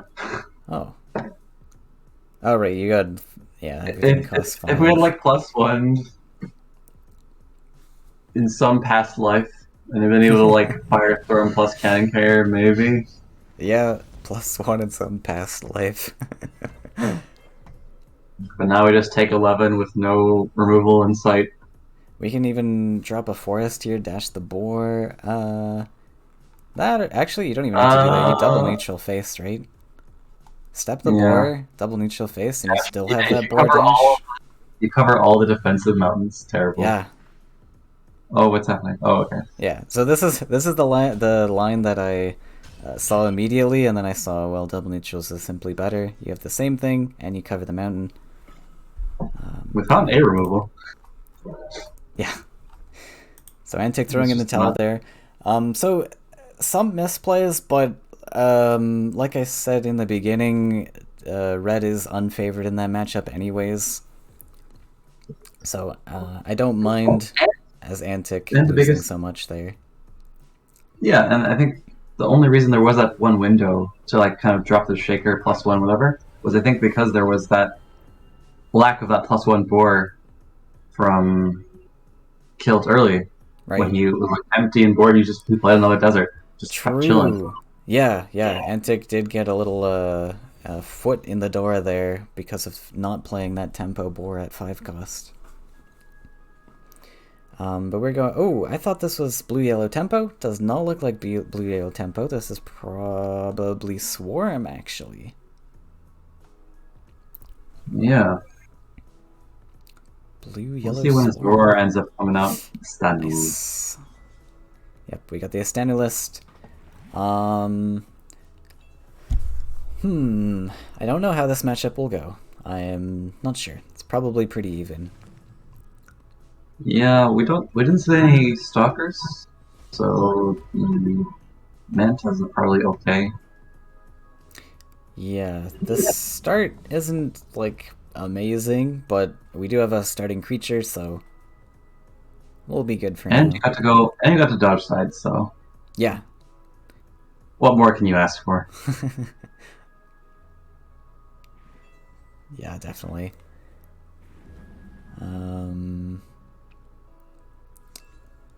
Nice. Found the second man peeler. Not really important right now. Unless you're worried about soul drain, I guess.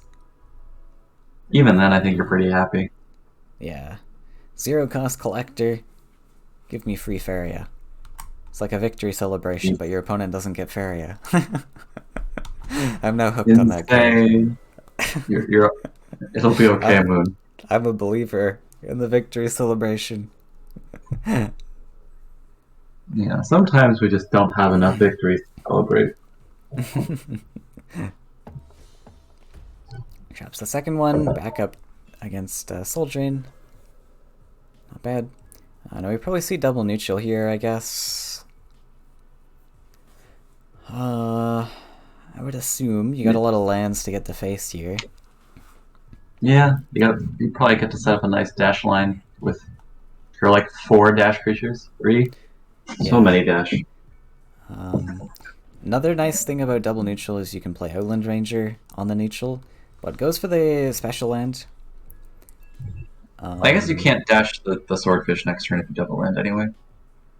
Yeah, that's true. You can, if you do the lands, you can dash a swordfish here. That's some aggro. Just means that you need like more lands, essentially. Soul Drain. Really nice Soul Drain here. So, he didn't play around the Soul Drain this time. He played around the Cypher's Wrath last game. Maybe he felt sad that he got Flame Bursted, but that was still a good play. I think getting Flame Bursted is absolutely fine, rather than Cypher's Wrath. I like this cheeky map dealer setting up the Aurora. Yes, that's pretty fun.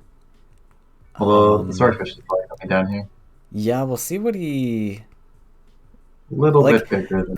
It is a little bit telling when you step back a 0-1. Let's see if he notices. Well, it could be like a Phantasm instead as well. Like, you don't know. It could be Phantasm, yeah. But Swordfish counters Aurora and Phantasm both, so I like it. Slap down a efficient board to collect behind. Oh, we're gonna Well, if we slap find down another both. Garter, we can Aurora into buff. Don't know about both. Oh, we're going for the collection. All right. Efficiency. I don't know what I feel. I feel like this board is like kind of on its own.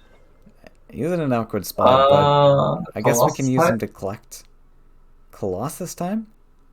Yeah. Do we just upgrade the... Yeah, we're upgrading the O1 here. I think. It's a free 6 damage, and you keep the creature alive. So you're thinking Colossus. I think we can wait a little bit. You don't... Yeah, it was before I kind of did the Aurora map. All lands are a little bit full. Yeah. As it were. Yeah, and the swarm creatures are great to come down. Right, the lands are full anyways. Yes. Is this board contractually obligated to go step back now? I don't know. Possibly.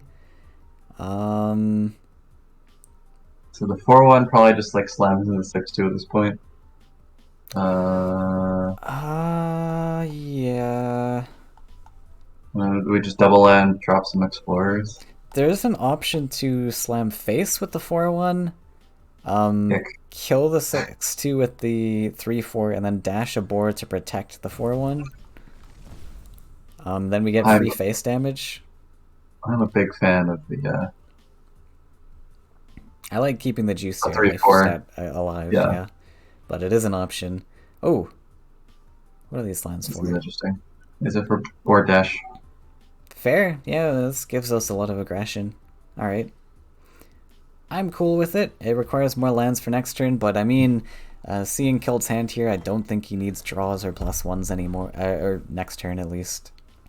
I think he's perfectly fine to build the lands if it means more aggression and more clears. We got a lot of Faeria for Antic here. Yeah. Unfortunately... Humbling Vision doesn't do anything that makes me that happy. It can't take out the Explorer very well. It kind of has to go on the board. How much do we have to spend here? We got 11. 14 exactly? Alright. Unfortunately, yeah, I mean, if you throw the Colossus in the midst here, then the Istanu can come somewhere maybe more defensively, and then you're not worried about it, like, transforming the Colossus. Oh. Whoa. We're not going for Humbling? Holding the Humbling, I think. What is the board trades into the 2/2. You can teleport with the Vulpine, but I don't think that does anything.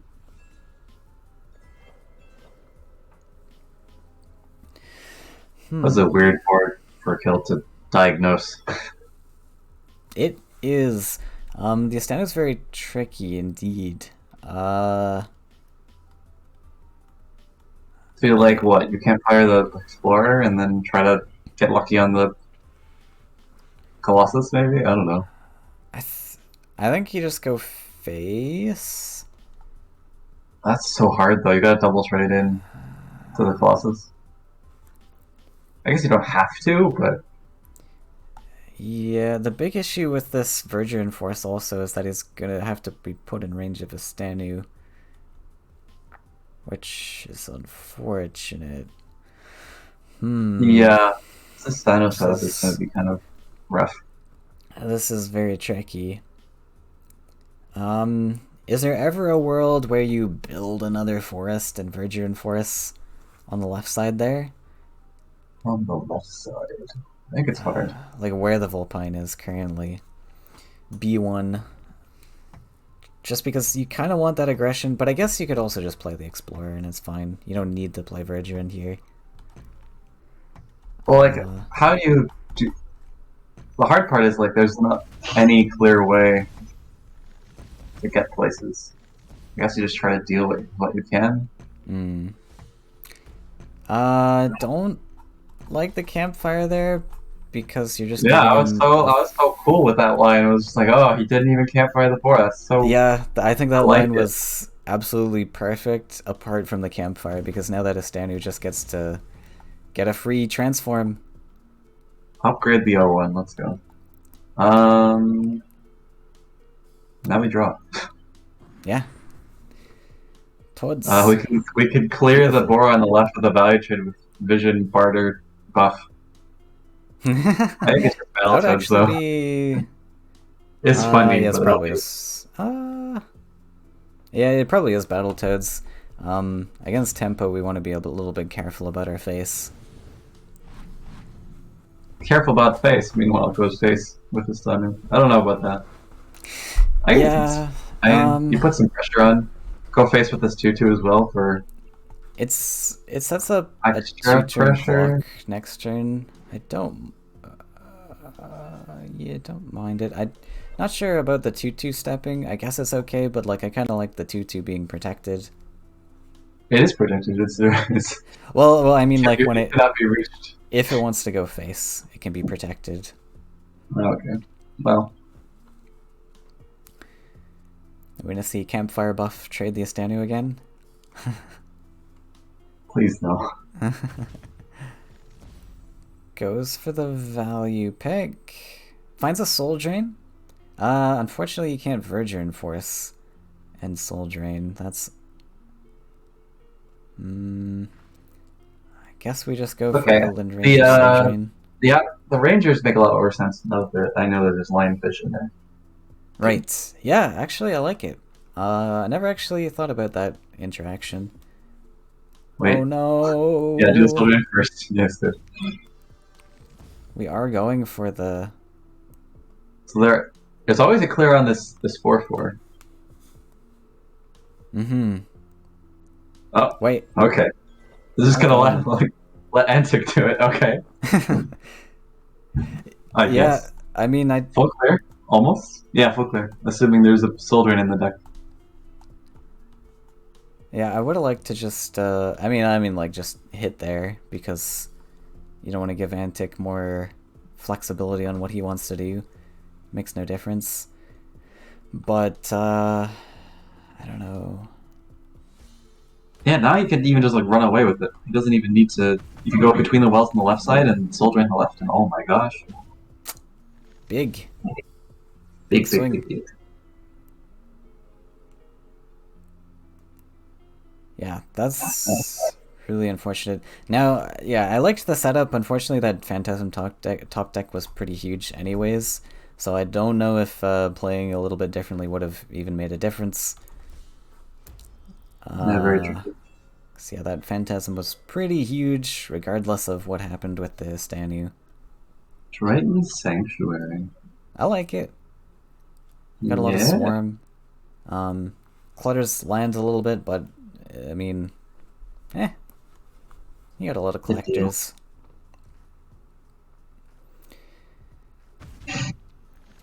Wait, why are we? Okay. For the guidance. Gonna value trade. Nice. Wow. More swarm. I think Antic's got this one in the bag now.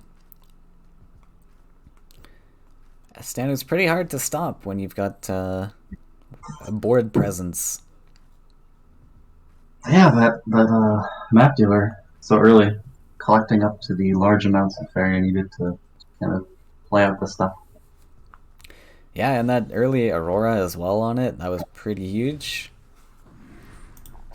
We often think about Aurora as buffing like a 2/2 frog, and we're like, ooh, +4/+4 buff for a 4-cost creature, plus the creature, excellent value.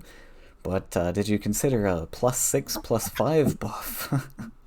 Yeah, 4 cost like was it 6/7? Not Yeah. bad. And next match going to Antic, so he picked the correct counter list there. Kilta's gonna have to counter back, and he immediately locks in the blue. Not locked in yet, but he's considering it. Yeah. Seems like a solid pick.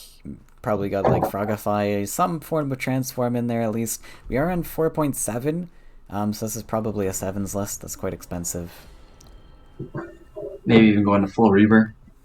Could be We got Reaver. water elementals in there too. We've got 3 neutrals, which could be triple command, but And- usually you run Laya in Reaver, right? Right! I remember this guy's list from the last tournament. He runs the Polywogs. All 3, if I remember. Yeah, I think there's 3 Polywogs. So keep the Polywog in the opening hand. Oh, wait, tosses the Mochi. Oh, I don't agree with that. Don't even need it. Don't even need the free discounts. Don't want them. Don't want them. Don't need them. And we are going for the Polywog play. Love it. It's a bit more awkward with the Explorer because you can't go like double neutral leg. I mean, I guess getting an early collection is the same thing. I'm gonna fight same side. Better hope for no Aurora. But I guess it doesn't matter too much. No creature is playable for Antic yet. Yeah, that's kind of rough. Seems like the one early creature is like Map Dealer. Is that it? Yep. Battletoads and Map Dealer. Okay. That is it from what we've seen. It is quite awkward to find the extra starting creature in blue, yellow, but I do think that you need it. Or you certainly would like it. You would like it. But yeah, I mean here probably dodge sides now. Set up a Manta double collector next turn. Yeah.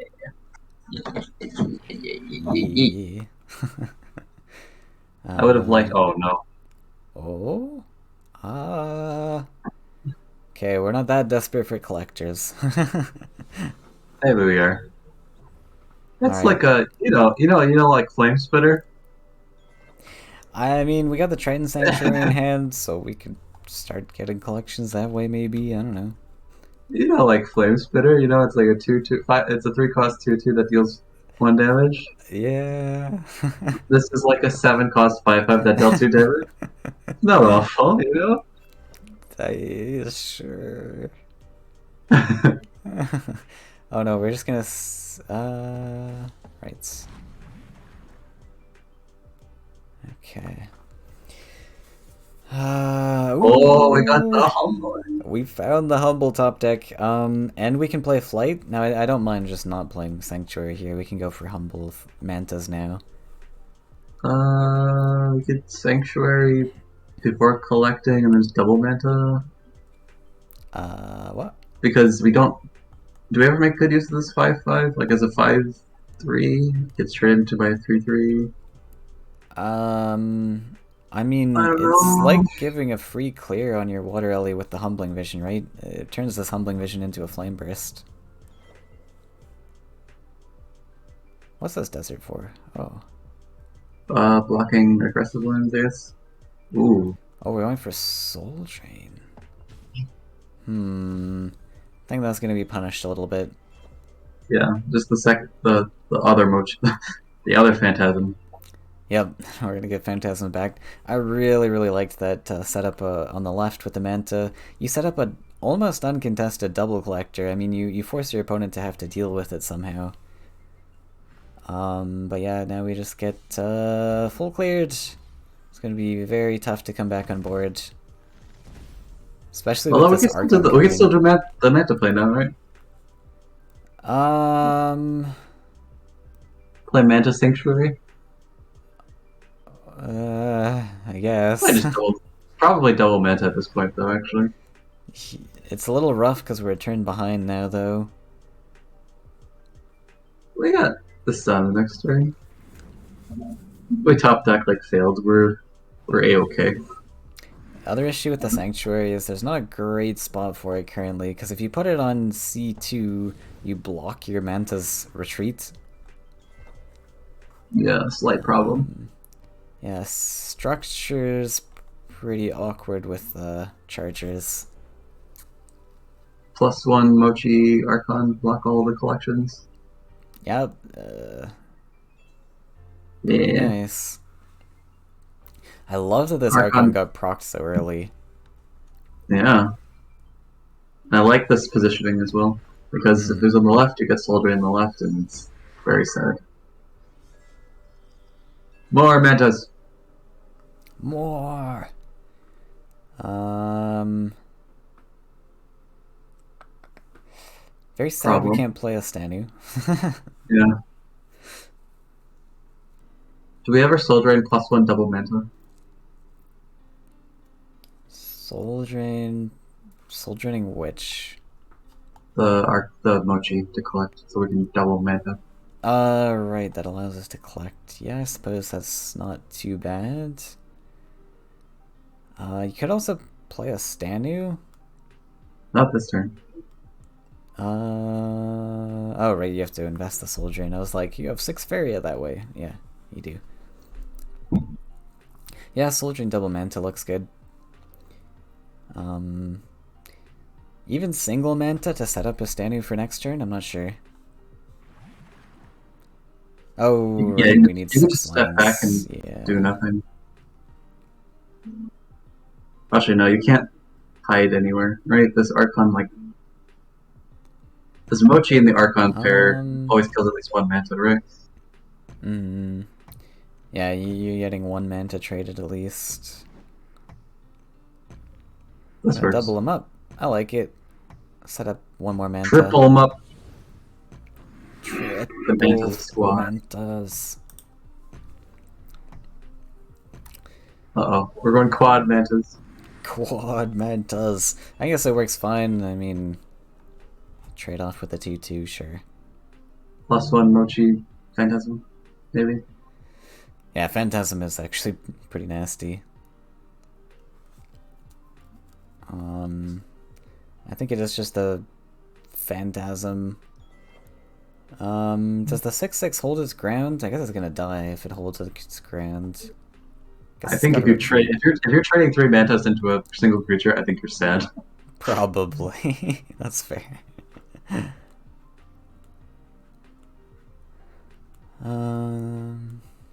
Yeah, just Phantasm looks good.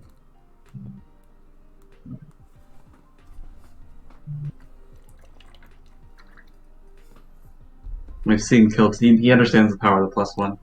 I believe. He does. Just gotta think about all of these Mantas. What are we gonna do about all these Mantas in the future?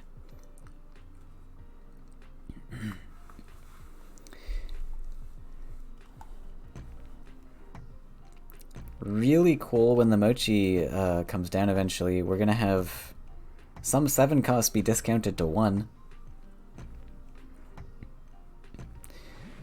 Oh, we're Exciting. not going for Phantasm. We're going for a Ninja Toad. Quick. Okay, good. Got them all. Let's do all the things. Very cool. It works. Shy of a +1 Soldier in Battletoads, meaning I think Antic is going to struggle to pull this together. It's really tough with this Didn't manage. quad collection. Yeah, did not manage to build up the 14 Faeria from last game. No. And part of that was the early investment of the Phantasm, Yeah, and then losing collections instead of setting up that double collecting manta left side. it was a rough hand, nonetheless. Mm-hmm. Yeah, not great starters. But going first, I mean, turn 4 manta's not the end of the world. Yeah.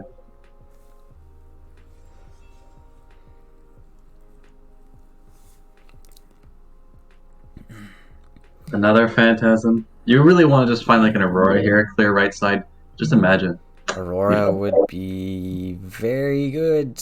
Don't know if it would be enough to pull you back in the game, but it's a I think start. it would have been close. Like you would be able to clear right side, have it all to your own, move everything else away. Like, do you ever just draw for the Aurora at this point? Like, possibly. I mean, honestly, I wouldn't mind it. We're kind of desperate you here. would. You 100% would, and you would get it. Yeah. Oh, we're going for Stanu. Yeah. I think it's safe. We get at least one frog into it in a Stanu. I don't know if it saves you. Yeah. You clear the one frog with the Phantasm on the right. You trade the 6-2 in. You have one more I don't know left. if it's safe. We can do a full clear here. Oh yeah, you're right. I forgot the 5/5 pincher. I forgot the Archon has charge too. Yeah, Archon's Game got over. charge too. So yeah, we just value trade with the Toad. 5/5 takes the Stanu, and then Archon takes the Rebirth. You could trade whatever order you want. It just depends on if you want a Phantasm on the right or not. No, you have to take the 5/5. Oh, well, you have to take the right side trade first. I mean, you could if you wanted to keep your Phantasm alive. But the left Phantasm also has to hit in first because you need that charging to reach the Toad, right? Yeah. That was the order I was stuck on. Looks like we're getting the full clear. Look at that. Gonna actually invest Ninja Toad instead of the Phantasm. And we're just gonna surrender. Astanu's down. That was his last resort. And Kilt taking the match 2-1. And they're gonna have to fight back. Yeah, very back and forth from the matches and the results.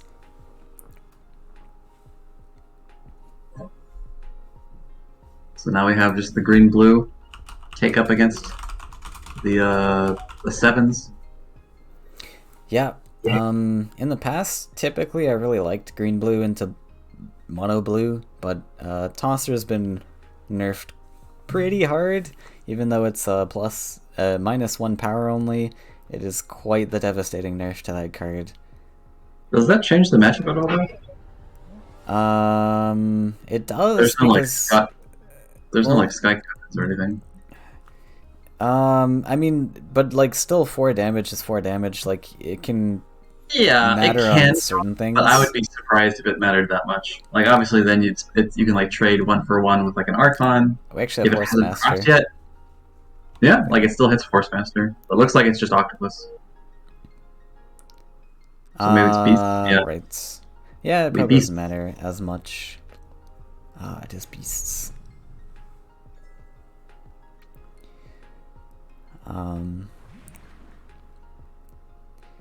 But yeah, building up to 6 lands for only 3 power.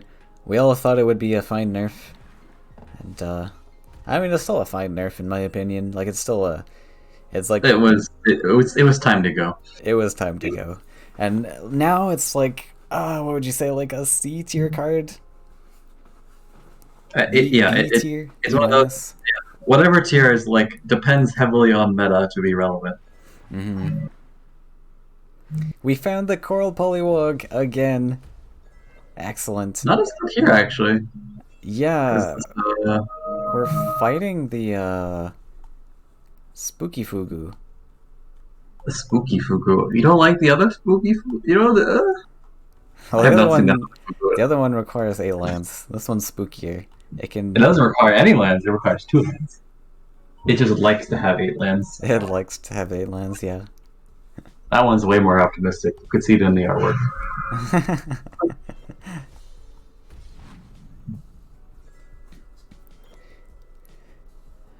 Yeah, this Coral Polywog's a little sad. I like. You just play like you could step down, play Mochi. It's not terrible. Um. You see, it gets full cleared, but it's in theory not terrible. Yeah, in theory, it's not terrible. We do need to discount this Colossus, so. And I mean, it's got jump. This guy's got jump anyways, so we need that. I Step like that down. Antic made a forest here. I probably would have made a lake by accident, or just because not. But like this allows it to double land and embrace. I think it's always the forest anyways, because you want to save your last like for Mystic Beast. Okay, sure. But worth mentioning, double land embraces the possibility. Yeah, definitely. Center tile. Ooh. Gotta protect it from the value trade. Right, fair enough. So double land, do a thing. Yeah, I like the double land. We probably like do one to the right, one to the left, right? I don't think there's any hope of getting Mystic Beast spot. I mean, there's an option. I guess you threaten the Mystic Beast spot, and I mean, the jumpy guy can turn in all by himself. I think that's fine. So you can, yeah, I like the double land one both sides. right, yeah, you can just jump up anyway. Yeah. That's fair. That's fair. The only thing that doesn't work with is if something gets planted on the lake. It's gonna lock in that threaten on the Mystic Beast. But yeah, one right, one left makes sense because there's many ways that.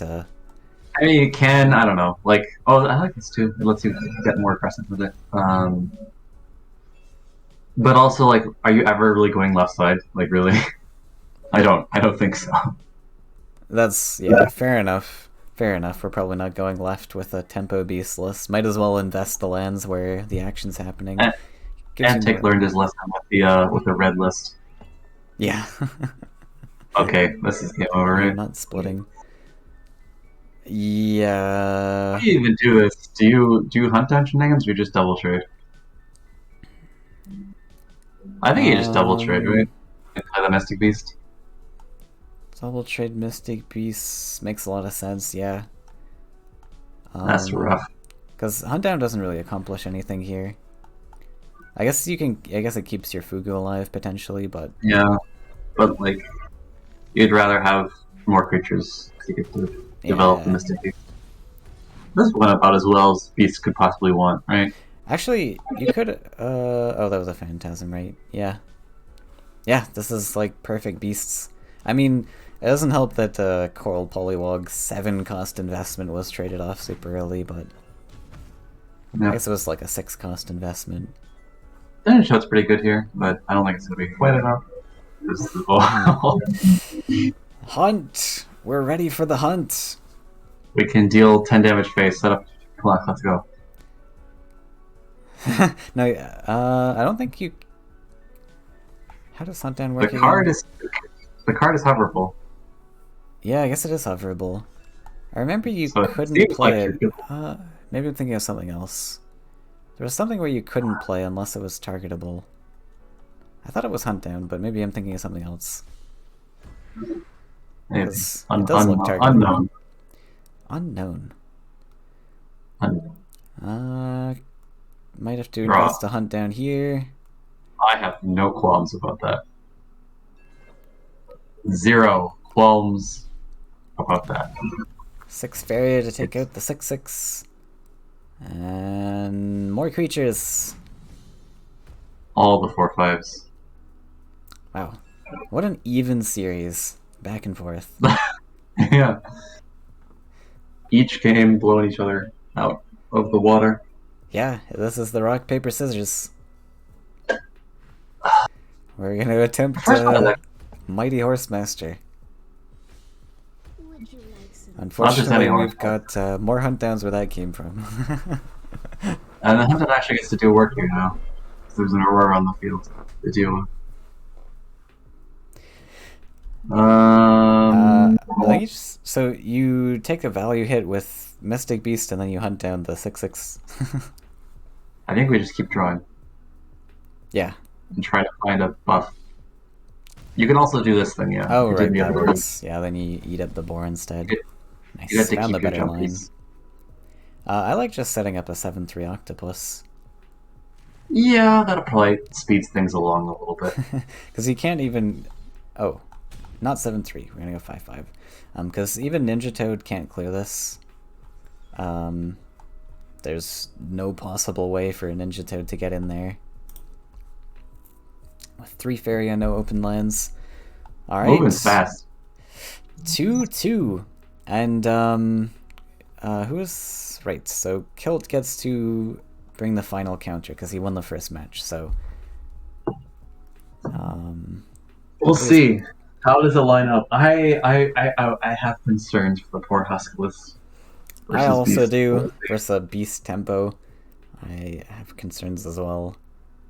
I'm pretty sure this is the Husk, Burn Husk. There are 3 overlap cards. Really? That means that it's not... Because there's an airbug cover. Right. Oh yeah, so there's no, so it might just be, Maybe it's just Mex. maybe it's Mex just with Mex. 3 neutrals? I'm not sure. Okay, Antic is in fact here. Okay, good. Huh. Yeah, it's probably not the Burn Husk, because, I mean, Burn Husk, you need Scourge Flame, right? So this is probably... I mean, I guess it's just Mex with neutrals? No, There it's is still Husk. Interesting. Because the issue with not running Scourge Flame is, well, I mean, you lose that burn potential. You're going up to like 4 lands anyways. We have a cannon carry. Threw away the Husk in the mulligan. Oh, I think this is Mex with just Husk in it, potentially. So I guess that's what the neutrals are. Just the storytellers. Oh, yeah. Yeah, throws away the Husk. I didn't mind keeping the Husk with the storyteller in hand. That was a pretty great hand, honestly.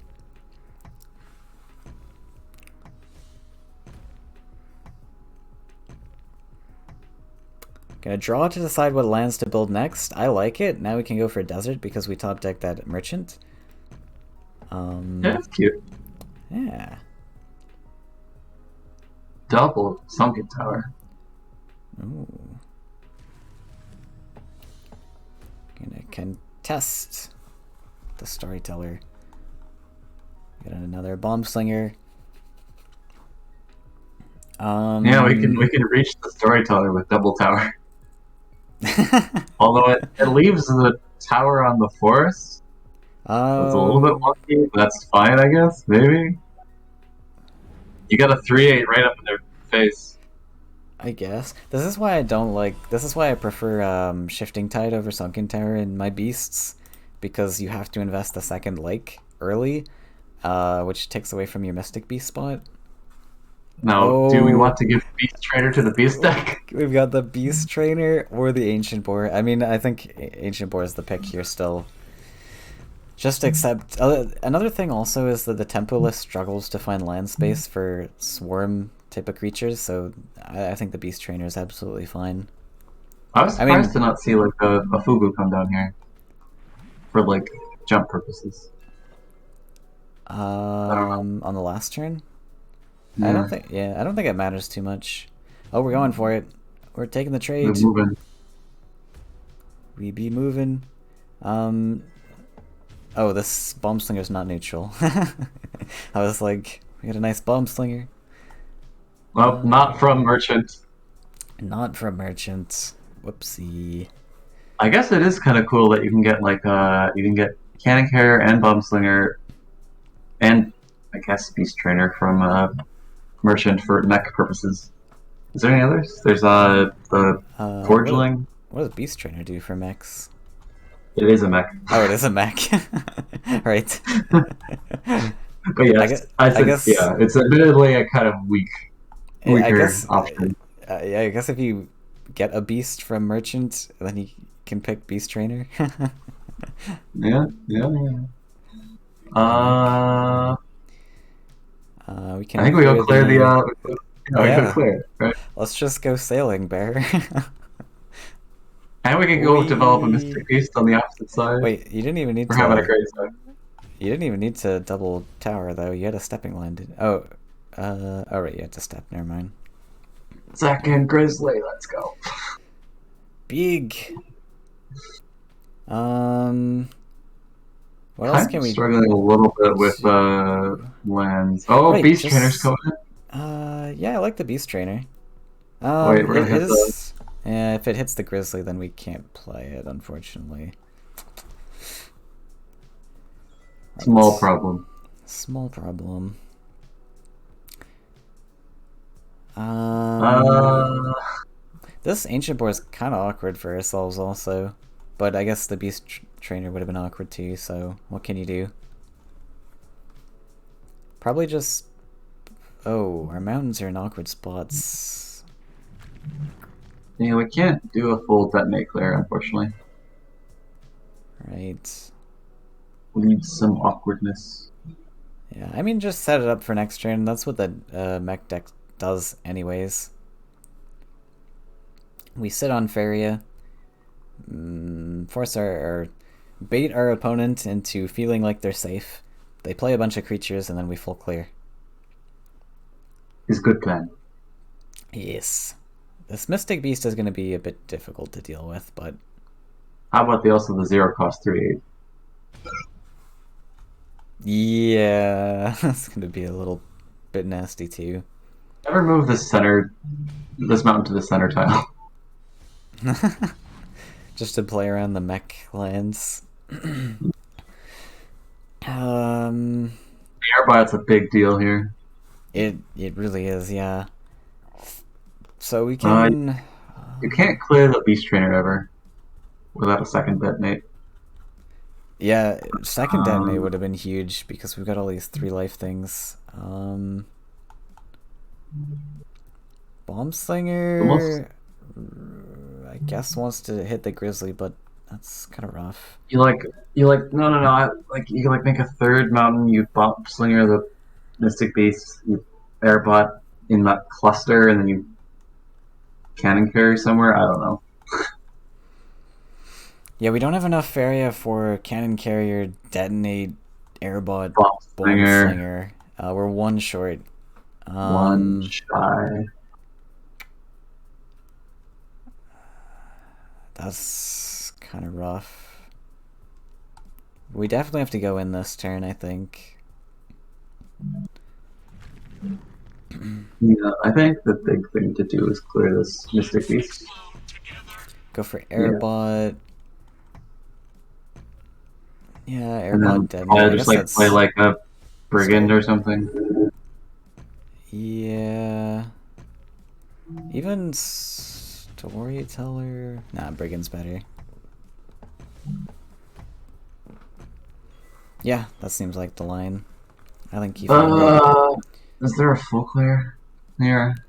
Yes, but I don't. Is it not awful? I'm trying to find. You Requires the hunt down, I guess. it do.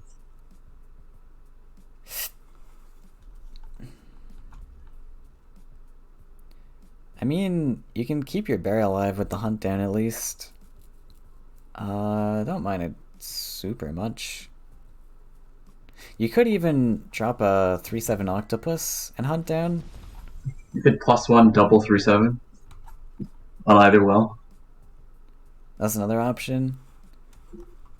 We can Oakling Uh, if we want to make Mega Octopus, but I'm not. I'm not on that train. Oakling to fight the 4/1. I don't know if. I mean, I guess if the Grizzly stays defensive, but it seems like a Yeah, slow passive play. yeah, it's pretty passive. Like you don't develop 2 creatures this turn. Yeah, and you, yeah. So we're no longer have the hunt down really on the table. I think I like the Octopus play now. Yeah, double octopus looks good.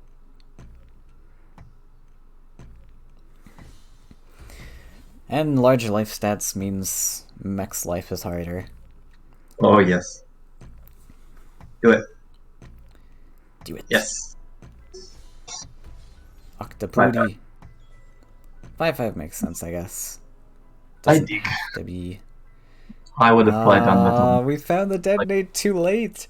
Wait, Oh no. could we have storyteller last turn and still had double detonate? Was that an option? I guess Uh, the double detonate was less impactful though.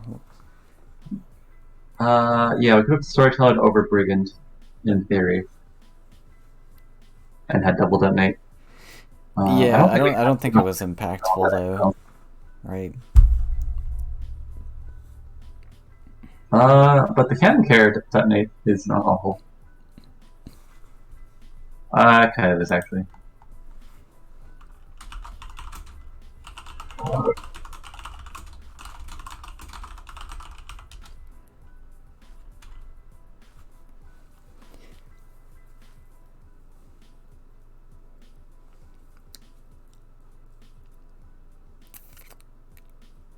Cannon.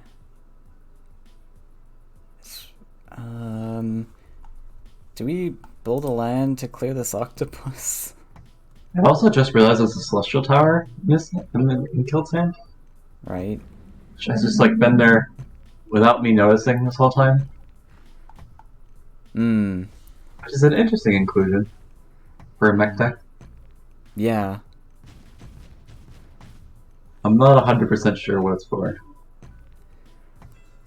Yeah, that is pretty interesting for a mech deck. I think it's for the 3/3 flyers, but I don't know if it's worth including just for the 3/3 flyers.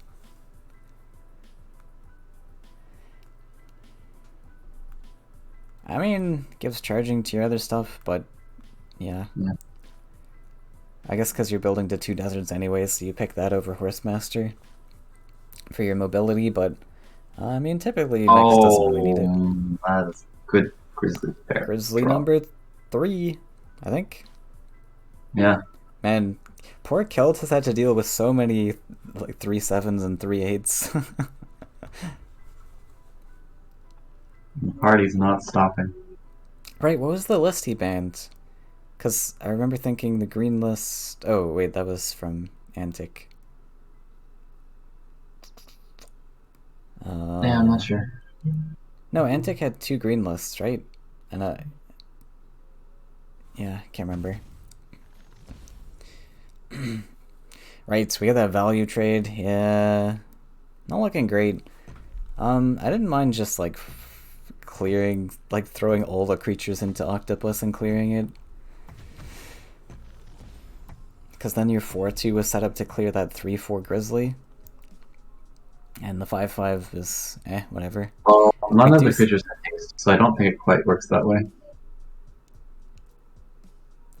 No, well, I mean for next turn, you set up that 4/2 to clear that 3/4 Grizzly in the past.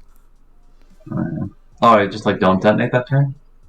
No, you would detonate that turn, clear the left side Octopus. You'd have to put all your creatures Oh, I see. next to the Okay. Octopus, and then you have that mech set up. Instead of getting value traded like this. The Husk protecting against the Oakling. Excellent.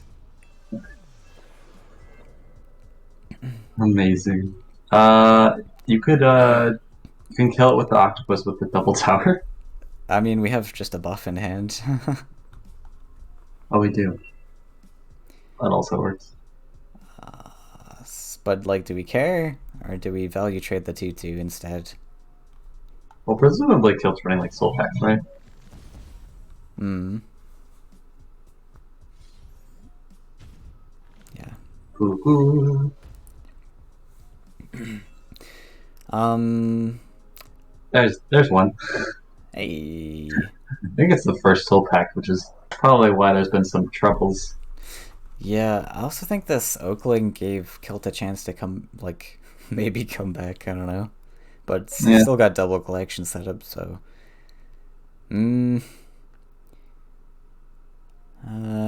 not much in hand that we can use either. Probably just, like, draw for more resources, I don't know.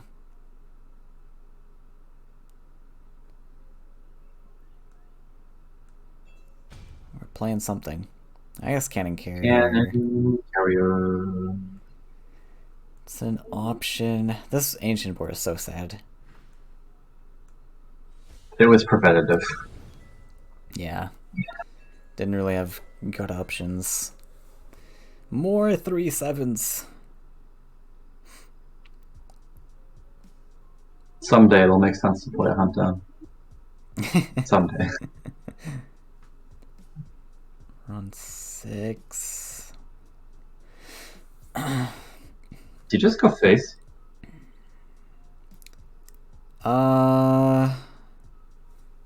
Maybe?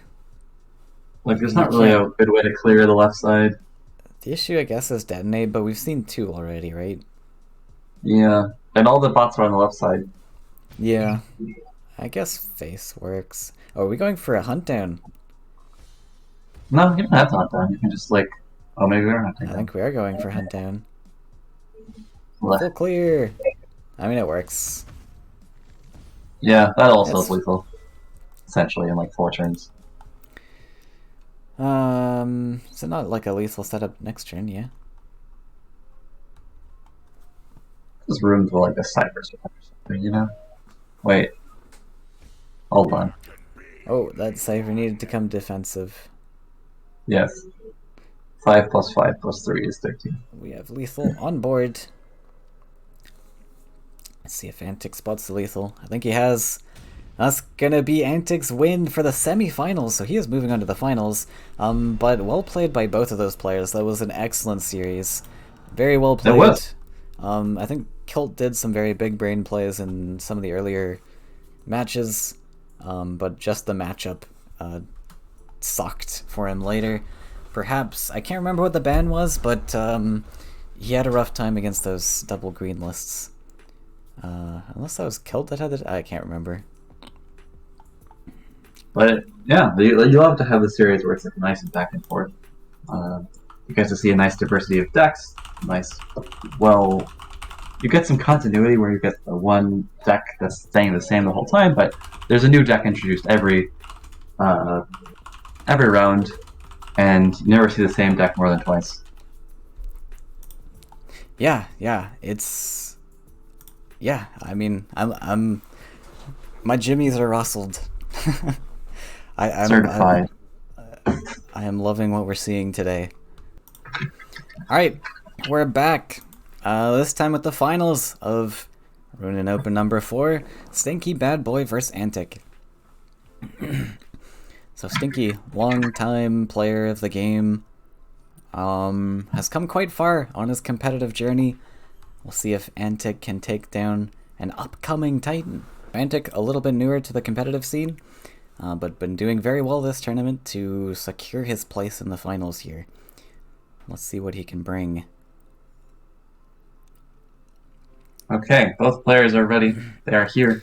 They're ready to go. Stinky, 2 Right. yellow lists, 3.0. Identical.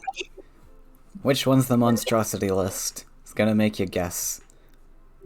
Yep, coin flip. And both monstrosity and the yellow flyers, very devastating lists, so I don't think Stinky minds getting one of those banned, as long as he can use one. Yep. And Antic just gonna lock in a ban on one of those yellow lists. Not much information to go off here, but definitely one of those. Either of them is going to be quite devastating. And I think Stinky... What's Stinky gonna look to ban? Possibly the red list? Nope, he goes for the green-blue. That is the beasts. So Stinky's been watching along on stream. He will know all of Antic's lists now. He will know that this is beasts. Does not want to fight beasts. You didn't see the swordfish, right? That was We from... saw, Kilt had the right. the other, the one with the rangers, but this doesn't have it. That doesn't have those. Right, this was the list that killed banned in the last one. Yeah, so there's only one green list left open. Yeah. Okay, so Stinky starting with his yellow, and we get to see the green yellow.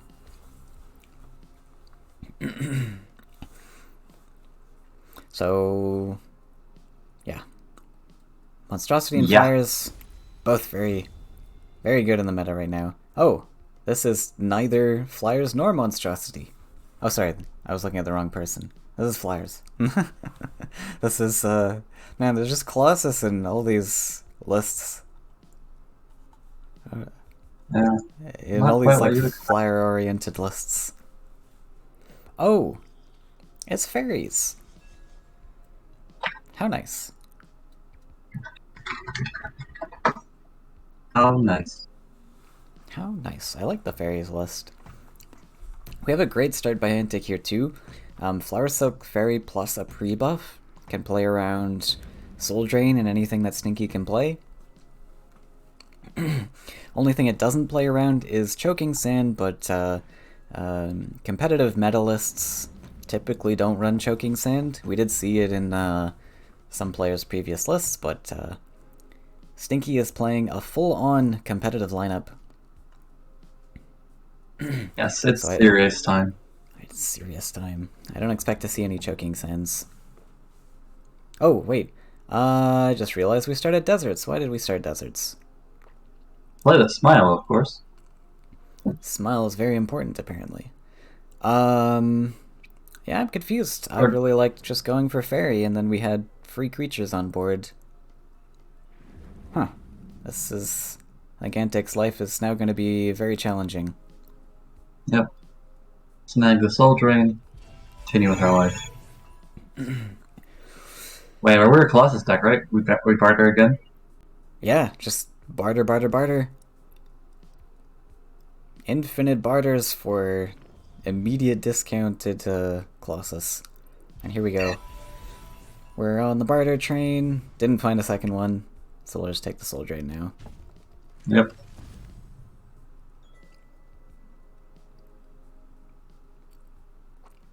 Thankfully, we can still go for the fairy play, and Stinky doesn't have immediate answers.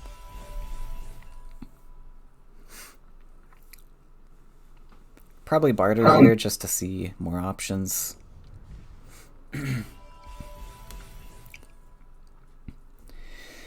And then what do you pick? Do you pick the smile?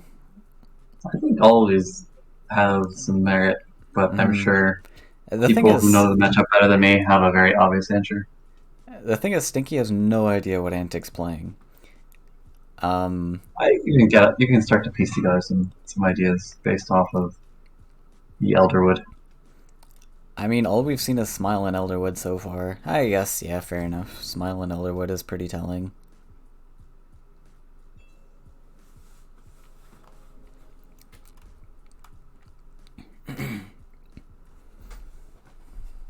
Are you ready for some 3/5s?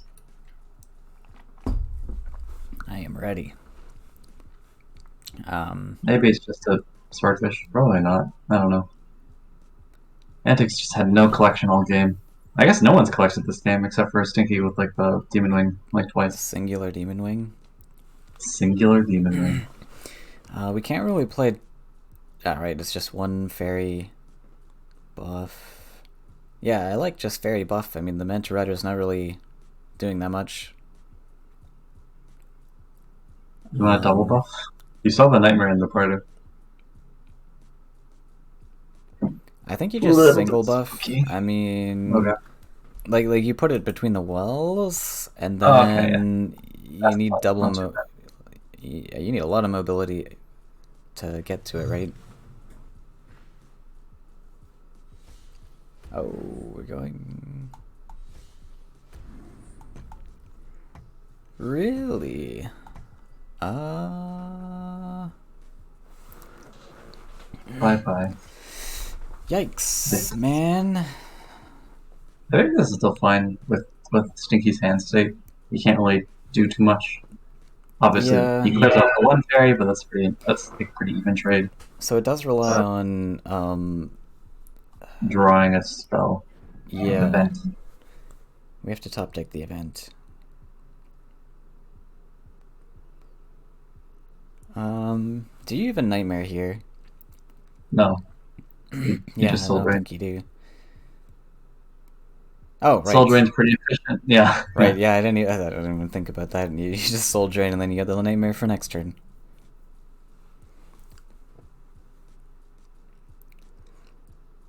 Yeah, I'm not a huge fan of playing both of those fairies. Found Gives the you some buff. flexibility.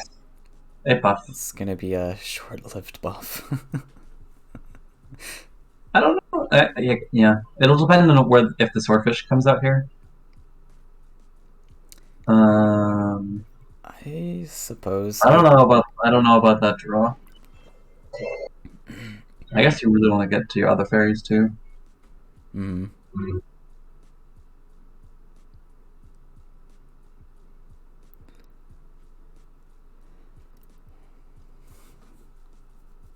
Oh.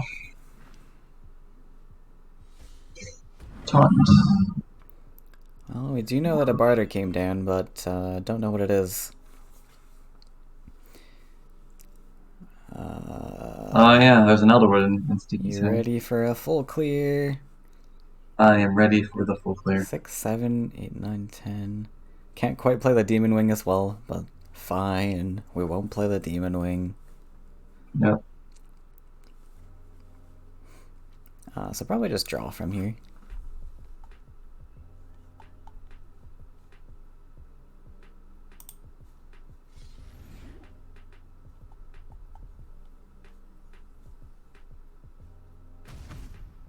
Yeah, I think typically yellow really likes to pick up the buffs from Barter in this matchup, so people who are informed will probably be on the ball with that. That's definitely something I would miss though. It's hard to keep track of, especially in the early game. You're like not really paying attention that much. You're like, it's the early game, not much is gonna happen, but barter can have some impact.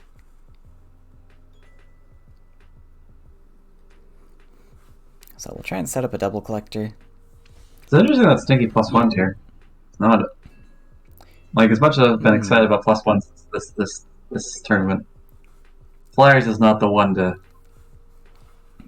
do that typically. Especially when you look at your hand, though, like you don't have much weight in hand currently. Like you have a single Demon Wing, the Desert Twister's free, right? So yeah, that Desert Twister's nasty though. Yeah, brutal. However, that +1 did allow Stinky to double Demon Wing, so I guess it paid off. Yeah, I suppose. I think you just put that guy aggressive, no? There's options, but from here, I think there's just the green yellow fire just has no way to like simultaneously play a good creature and then also deal with what's on the board. Yeah. Yeah, and you're forced to kind of buff your fairies against yellow, who has like so many different ways to clear them off. Soul Drains, Spirit Thefts, Vultures, if that's run. It's got like no collection the whole game. Yeah, I mean, it's rough. We're gonna steal a Demon Wing. Dealt with. Okay. +1 champion. Okay, this +1. Oh, okay. Really? I thought we were going to be so cool. +1 was about to pay off, and then nope. No. There's Like- that Sunsilk Fairy we were searching for. Yeah.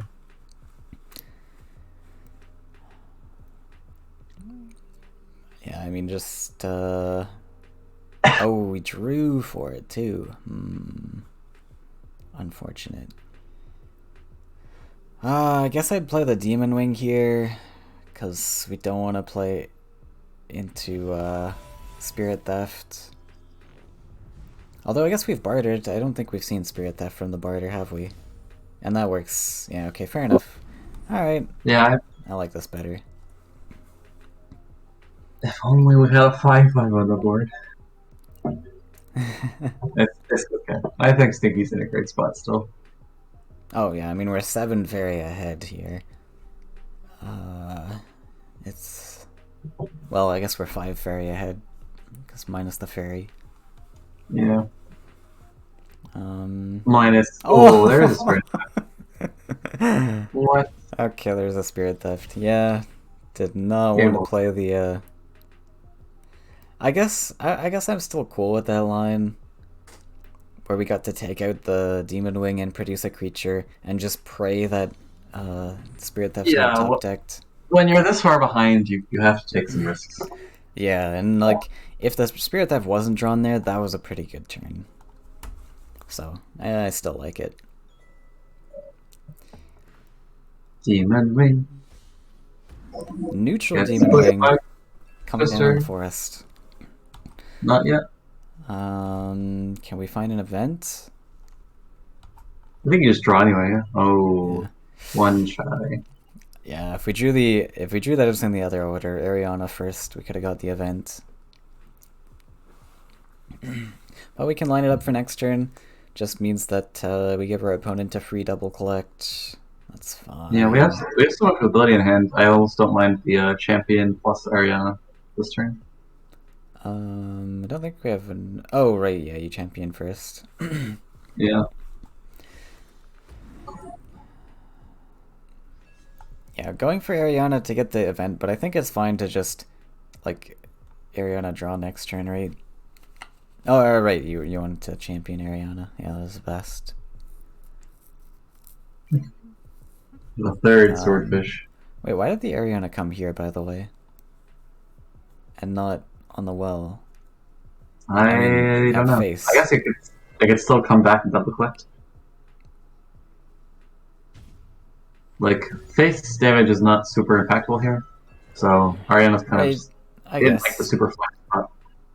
Positioning it to double collect. Fair. Yeah, it's like a weird middle ground. But with like the 4 movement tricks in hand, I think that's fine. Mm-hmm. Okay, here's where the Ooh. party. Here's where the party's over. Bloatfly is a nice top deck because it's a super cheap creature that you can just swarm with.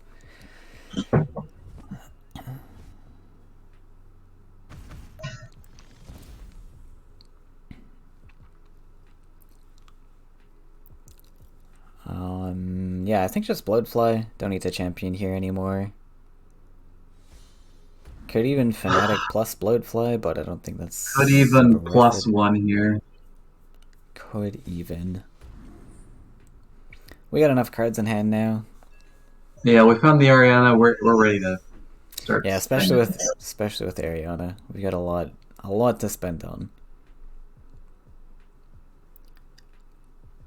So Antic had a little bit of a foothold there for a second.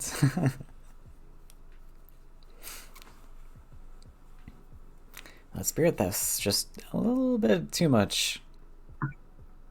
Yeah, that was rough.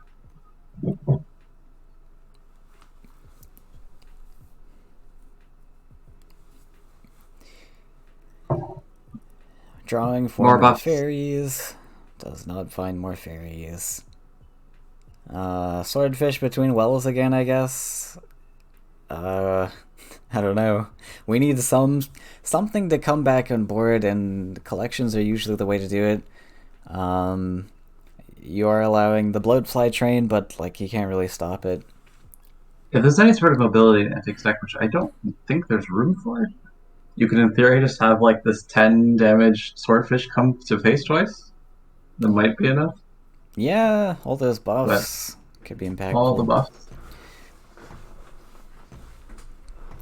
There's probably mobility in this list as well, I'd assume. I don't remember seeing Flashwind or anything, but Yeah. Fnatic maybe.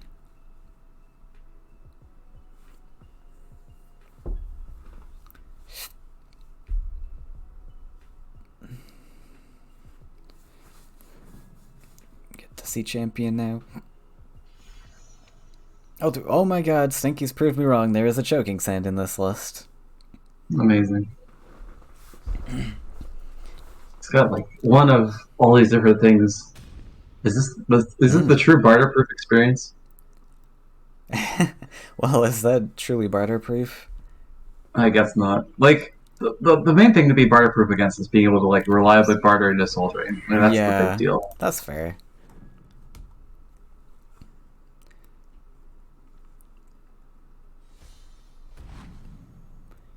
Bloat So he's running flyer. like Twister, Choking Sand, Nightmare, Soul Drain. Yeah, a lot of like one-off tech cards. We found one. Yes. I want to protect it. I do. But Oh, we're buffing that one. this seems Alright. optimistic. They're taking 12 damage this turn. Oh, this is lethal, right? You Fanatic in, you flush it out. Yes. Yeah. Yeah. Or you even do Sadness. the Choking Sands. Choking sand for the memes. Now that did give a little bit of information to Antic. If you had held the choking sand, he would have been left guessing. Because, I mean, Flash Wind is an obvious choice for flyers, but choking sand is not. Like I said, like even I didn't expect to see choking sand in this list, so I'd play like hard into choking sand. Yeah. What we have from Antics list, he's running Boss in Yeah, this red list. yeah. I mean, that's huge information, honestly, for this next matchup. So Antic might throw that away.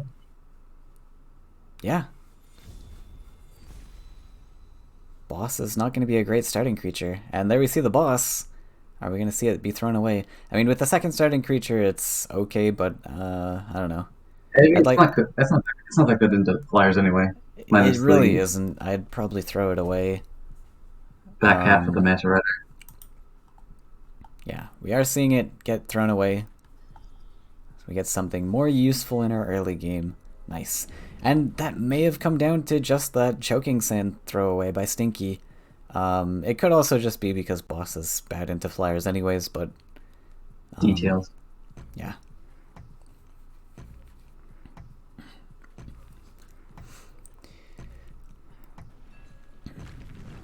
Starts with the center land.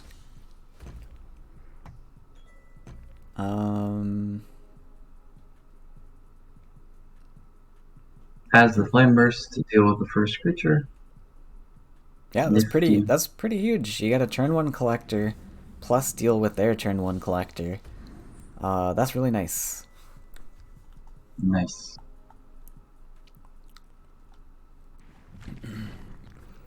Yep, just gonna go for it. Autoplay.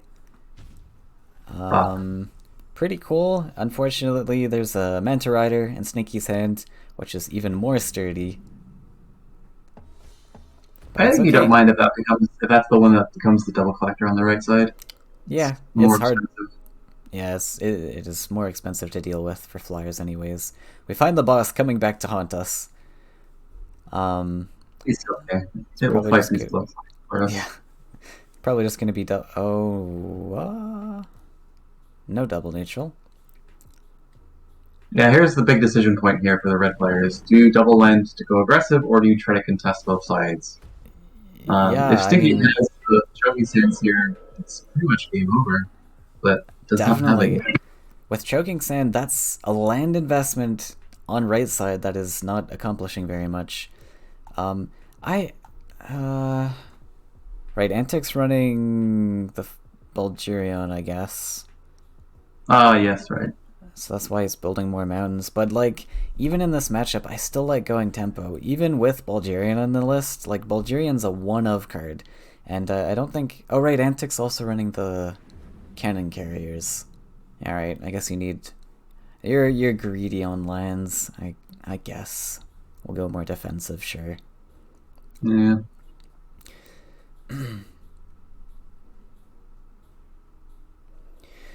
Debating the Manta Rider, this could play heavy into Firestorm. Bloatfly's a little cheaper. I don't know if it accomplishes much, though. Yep. I'm actually kind of surprised that he built that desert up and not, like, to the left or something. Well, he's got twister things. Fair enough, I guess. Garridan could look kind of cool in the future. Maybe? Maybe. It's a little bit expensive. This X Render, if there's double ends on the left, the X Render is getting twisted every time. Yeah. Also, very confusing double neutral when our game plan was switching over to special ends, jam special ends. No. I guess he wants to set up double collection. I mean, I guess that's fair. He doesn't know that there's a Desert Twister coming.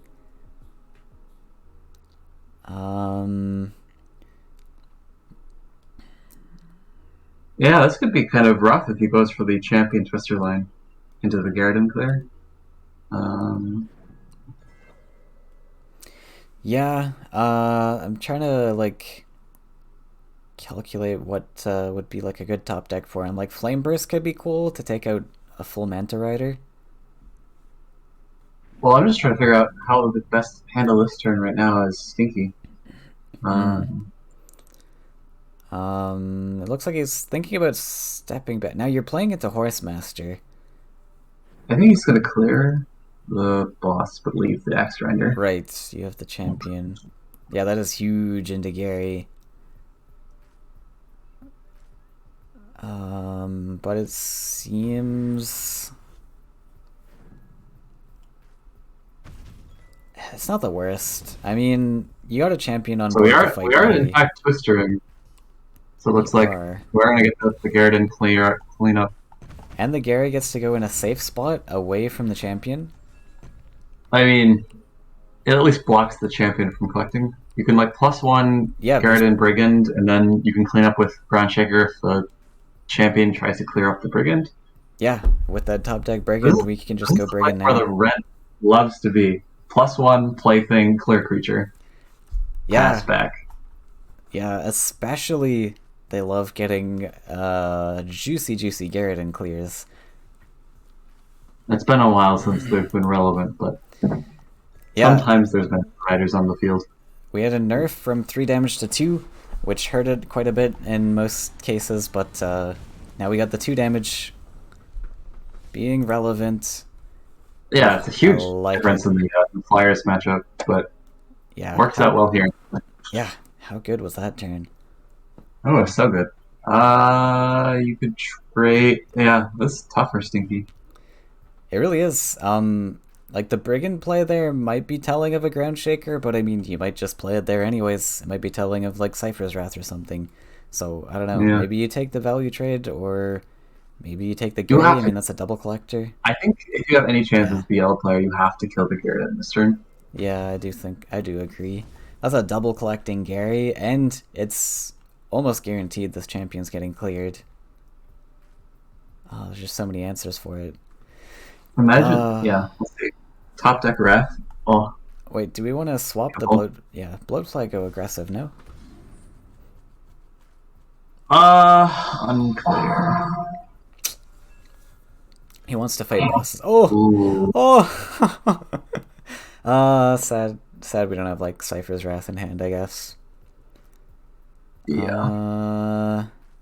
Damn. That would have been huge. But I think we still go Gary, right? I mean, sorry, I Ground Shaker. actually don't mind Bomb Slinger. I just like the 5/3. Bomb Slinger? Keep the champion alive? Champion alive is kind of spooky, because he can really deal some damage to Gary. And then you got Bomb Slinger on board that's super fragile. You block with the Bomb Slinger. It forces stuff. I don't know.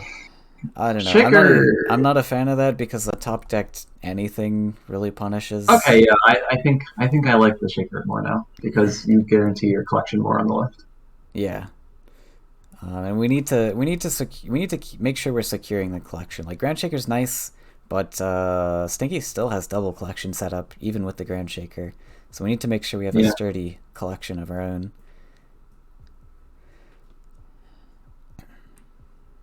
Yeah. But he's thinking hard about it. Gonna go over the Firestorm. That's bold, my guy. I think you're gonna get punished. It's hard. I don't. To... he gets soul drained, you get soul championed, and now cleared, you're dead. You just lost every possible advantage that you had. Yeah, that is. I think the Firestorm was a bait. Like, it was very tempting because, oh, Firestorm, 2-3 damage targets, chunk chunk. But man, you cannot underestimate these Windborn champions, even though they're on 1 life. Like, they're so devastating on board with that Gary Dan. With that Gary Dan. Jeez.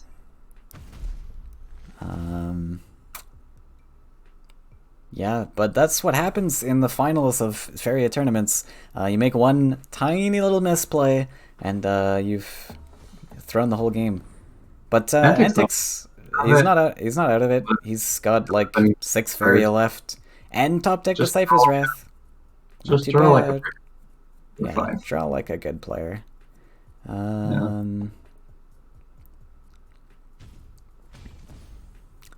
Wrath And makes now sense. we now can Shaker Rat something. So that's exciting. Yeah. Yeah. He's not plus winning here.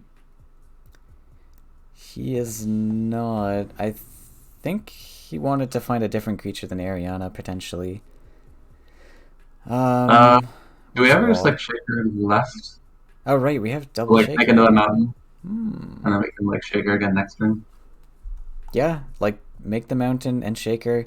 You're not in threat range of Nightmare. And yeah, because now since Stinky didn't +1, he can't +1 Nightmare next turn. Yeah, that +1 might have made a huge difference here. We'll see what Antic does, but yeah, Grand Shaker left could be huge. You go up to 1, next turn you go up to 6, you can play another Shaker, that's it. Okay. 7. Lock in that sturdy double collection, and you got a really nice ping clear with the Ground Shaker, and you save the Cypher's Wrath. Nice. We did it! We're doing We it! found it! I'm Excellent. so happy. Much approval. Map. Mep. Wonder if he won Soul Pact. Think. Found champion. +1 champion. Collect. Yeah, seems good. Need to get something on board, because this Ariana's... Oh! Well, We draw, but we find the clear somehow. wild. Wow. Wait, what? Doesn't want it. We don't want it. Doesn't want it? Oh, Stinky. This Was- 4-1's a safe collector, right? This one. Wait, It's a safe- I don't understand the reasoning behind that at all. I am baffled by that. What were you even drawing for then at that point? I guess... I don't know. Wow. Like, keeping a double collector on alive when you have, like, a easy clear. This, if you had like a Bloatfly as well, that would help a lot. Mm-hmm. But yeah, I think it was like 3 turns ago. You're like, yeah. I was like, Antic the threw play. this by playing this play, and now Stinky's thrown it. Oh no. Oh no. Just gonna play the area into the second Wrath. Oh no, Oh no. it is the 3rd map, I think. Is it? Yeah. I think it's the second one. Maybe. I can't count. You +1. Pretty sure it's the second one. Oh. Changed Doesn't it. matter. Yeah. But I mean, it's good for next turn. We have Oh, so yeah. much Very threat range on the next turn. Alright, I'm not going to comment on who's going to win this, or who's in an advantage. Anyone can... Yeah, I just make a strong statement, and then the other person will win, right? Yeah, I mean, that's... I guess that's the commentator's curse. You make a strong statement, and the players are like, haha, nope. Okay, now it's treasure time. It's treasure Easy in carpet. time. Easy carpet. Yeah, carpet's gonna do a lot here.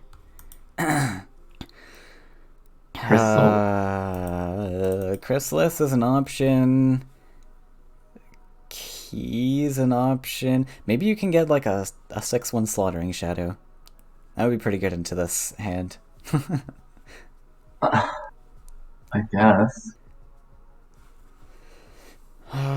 That makes up for the fact that you traded 2 Arianas for 2 rats.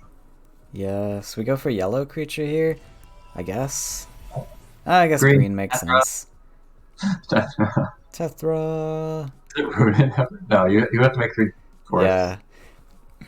Yeah, so for those who don't know, the Ruunin is wild here, but as soon as she returns to her hand, every modification added to a card returns back to its original state. Except for the +2/+2 buff that Ruunin gets, of course. But that's included with Ariana, so if this ever becomes wild, like you spirit theft it or something, and then your deserts get blown up so it matters somehow, then yeah, he will return to its original state. Oh, a grow. Slayer? Yeah, I guess. Yeah. I was thinking Scythe, so much player. but No, so much Bombslinger- player. Yeah, you really do. Explode together. Might as well go for the bomb slinger. The unfortunate thing is like spirit theft counter, but like, yeah, I mean spirit theft's kind of devastating. Are we going for 11/11 Tethra? I mean, it's better than the 6/6 Tethra buff their Horsemaster. We kind of want to soul drain this bomb slinger though, but like, Do we? I mean, if we do, then we don't really have anything to follow up with, so it kind of hurts. Well, I think at this point you're on the play Tethra Do you play somewhere-ish aggro? safe. Do you play I tank? guess, kinda. Oh my goodness. Yeah, I kind of like the aggro Tethra. I mean, it's not that much better because like the Horsemaster is like almost a bomb slinger. Yeah, I guess, but like if it survives, you get to collect your threatening face, so your opponent has to match that. The Antic just like flame burst bomb slingers. Game over. For realsies this time.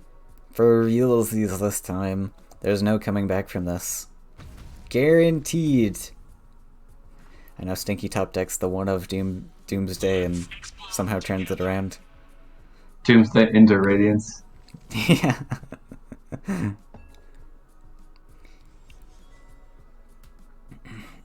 There's the surrender from Stinky. Flyers list down. And that was the most devastating list from Stinky's lineup, in my humble opinion. So, Probably the most flexible. I think So we're he'll gonna. have to be a little bit more specialized going forward. What? Not the green list to counter the red list. He's not locked in yet. Right, he's not locked in. Fair enough. He'll come to his senses. I know exactly what this list is too. Yeah. Okay. This is the Crackles Combo. Oh, is it? Ah, Yes. a lizard special. The we got Lizard Special. 36. The we one got up neutral. 3 crossovers. Always Gagana. Yeah, we got 3 crossovers. That's going to be Crackthorn plus Salamander. Nice. Yeah, this should do like incredibly well. It's like a guaranteed win almost. I'm surprised he even threw the Seek Shelter, but yeah, Yeah, I guess Six there's Shelters. other starting creatures. I have not played this deck at all. I think you have like 9 starting creatures. You can fish for them. Especially going second, you can fish for that Wood Ellie. Does this run Tethra too, or is it just Magi? It's both. It's all the dragons. Gary, Oh. Tethra, Magi. It's very greedy because there's a lot of Faeria generation. So much.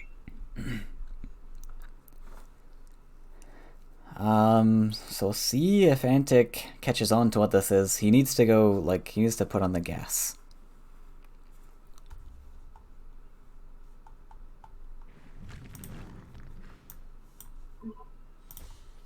Could line things up with like a Cypher maybe.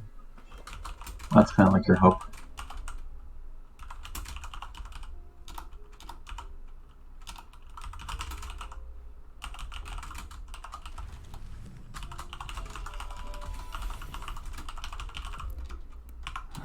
Swordfish. Yeah, it just looks like a swordfish. And Courtchester is a pretty sturdy collector.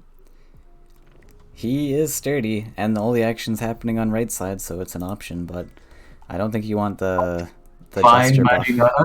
hitting You don't want- Magimata. You don't want a 7/7 Magi? It's a little slow.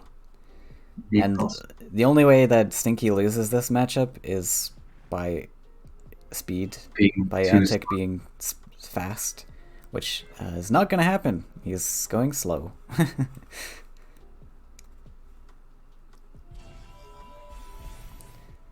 monkey. Monkey. Do you ever go Avenger? No, I guess it's Monkey. I could see maybe going Avenger after all three Shakers have been played and like you've been double Yeah, Wrath already, but I like think we're not there yet. Monkey's huge here because of the land investment that Antic's made here. Yeah, I like the monkey more. I think you already have the beef in your deck. Yeah, and it's cheaper. Like you struggle in the early game here with expensive things.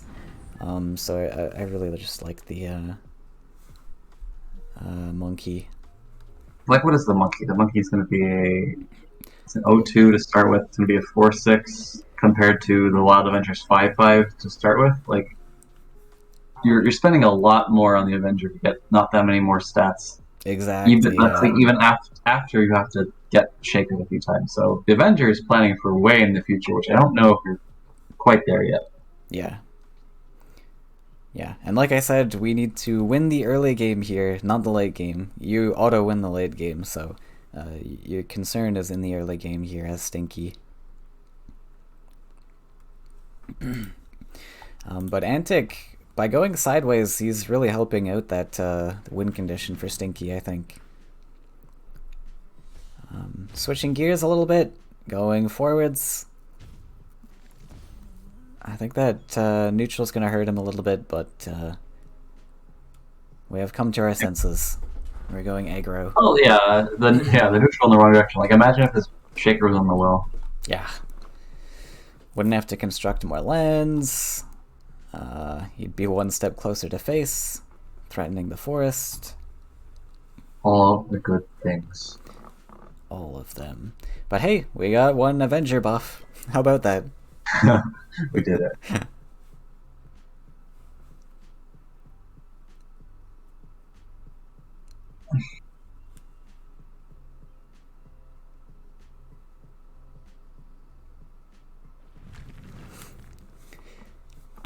We go for defensive lands, makes sense.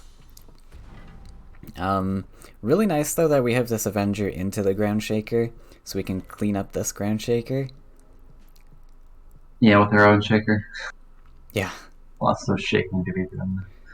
Shake, shake, shake. And this swordfish is uncontested, and there's nothing that Enta can really do easily that will deal with it, so it's just going to be there. Yeah, I mean, I think you just ignore the swordfish. There's no contesting it. There's no reason to try. I don't mind, like, horse mastering the ground shaker and pre-hitting. I guess that plays into Salamander potentially, but You gotta do something drastic at this point. you do, and like, you block the collection, worst case, if he doesn't have a buff. And I suppose Antic may or may not know what this list is, but like, Salamander is well, you got the Grand Shake, you got Salamander, you got Crackthorn, so there's a few answers, but let's see. Horsemaster puts us to 7. We got 4 to spend. That is a bit awkward. I guess the other option is just Cannon Carrier to block. I mean, Cannon Carrier works better, Probably- maybe. Yeah. Your Horsemaster is kind of a limited resource. Yeah. Cannon Carrier is less of an investment. I like stepping up the Axe Grinder, though. Cannon Carrier to collect. Oh, sneaky. I like it. Yeah, Like- I was considering blocking collection, but yeah, I like that. And then it plays around Salamander way better, yeah. Because you step up, the Salamander is a bit more devastating now that Grand Shaker's there. Fair enough. So we can feed this turn, but I don't know if we have any amazing feed targets. We worked so hard to make this Avenger. I mean, I think we just play the Grand Shaker because it's kind of huge. The mech's a bit of a problem, but we don't really have great answers to it. Yeah. We don't even have to step down with the swordfish. I guess we probably should anyway, though. Oh, I guess we do. We need to. Probably should, Right. because if the 4-2 hits into the swordfish, I think that's just damage missed by Antic going face. So I think he's cool with the 4-2 hitting in. Even if Antic has to invest a lot into killing the swordfish, I think Stinky's cool with it. Where did this mountain go? Probably defensively, like on. There's the question of just like C2. D1 versus C2. Yeah. Oh, This, D3. it does set up like a Crackthorn dash in the future, but I do like the defensive lines better, I think. Maybe. I don't know. Planning for the future. Sure, I dig. Yeah, I mean, you got the Wood Ellie in hand, so you can produce that land. You got that dash land now. I think I don't know. I really liked having the shake on the right side because right now we get cleared pretty easily on the right, either via Wrath or Bombslinger. Yeah, you planned a Bombslinger, and Stinky knows that Bombslinger is played by Antic, since he had one match already. Oh, sorry. Yeah.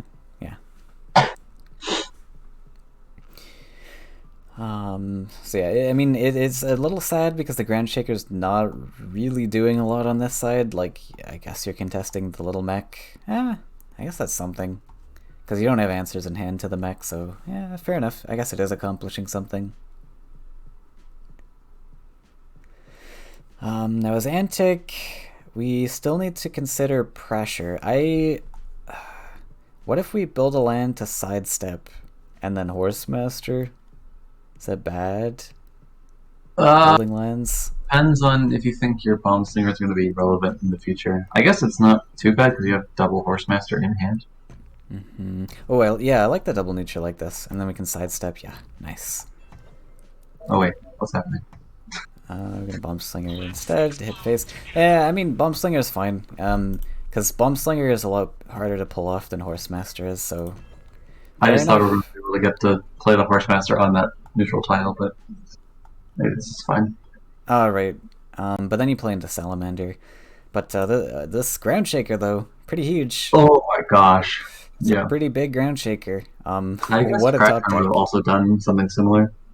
Yeah, that's true.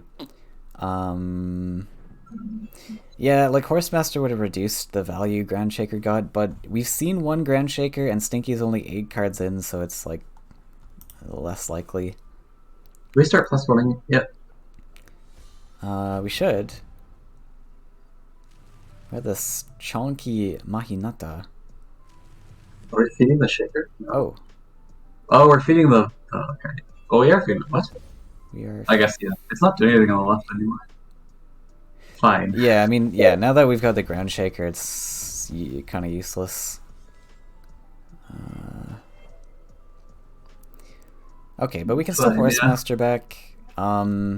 Make use of this Axe Grinder before he gets pinged to death. I don't mind that at all. I mean, that's pretty efficient use of our 2 creatures on board. And then we just draw boss, aggro, and yeah, that's the turn. That's the turn. Probably draw from there. I would like to see some more tools in hand. And we got the boss on board, so we got plenty of collections. But no, we're going to +1 instead. Also fair. I mean, it opens up like Firestorm into Horsemaster, but I don't think Firestorm's going to be getting played anytime soon. Yeah, staying there suddenly like in a kind of a weird spot. I think feeding the shaker was not the move. It was really like, yeah. I mean, the shaker on left, I thought it was a good tempo play for the one turn, but I think now you're in a weird spot now where you like somehow are behind. Yeah, when he top decked the Ground Shaker, it was like, okay, it feels worse, but I guess there's a lot of top decks to answer that little guy, like Ground Shaker on right side could have been better. Like, we didn't need to play the Wood Elemental last turn, we could have just Shakered, and that would have been fine. Yeah, we played the Wood Ellie to feed, but yeah, then that just ate the Ground Shaker, which could have gone on the Willow instead, and then we'd still have a Ground Shaker that could slowly make its way over to somewhere relevant. Yeah. Also, this Swordfish mountain's... is moving. Yeah, he's mobile. That mountain that we produced earlier on B3 is kind of useless now, since we've locked in our dashing land on right side instead. Yeah. So Antic. I mean, I think he's debating the Horsemaster. It's an option. You pre-hit the Wood Ellie, or you just try and approach face. We are going for Horsemaster. Just gonna hit the face. Boss is hiding.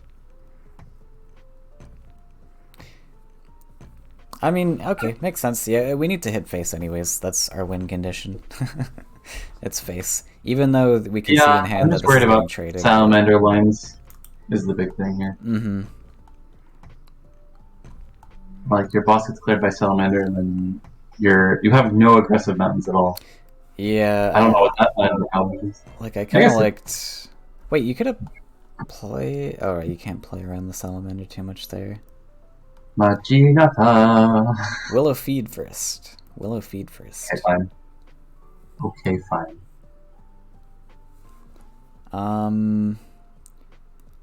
And then do you Maj or do you Salamander Reveler?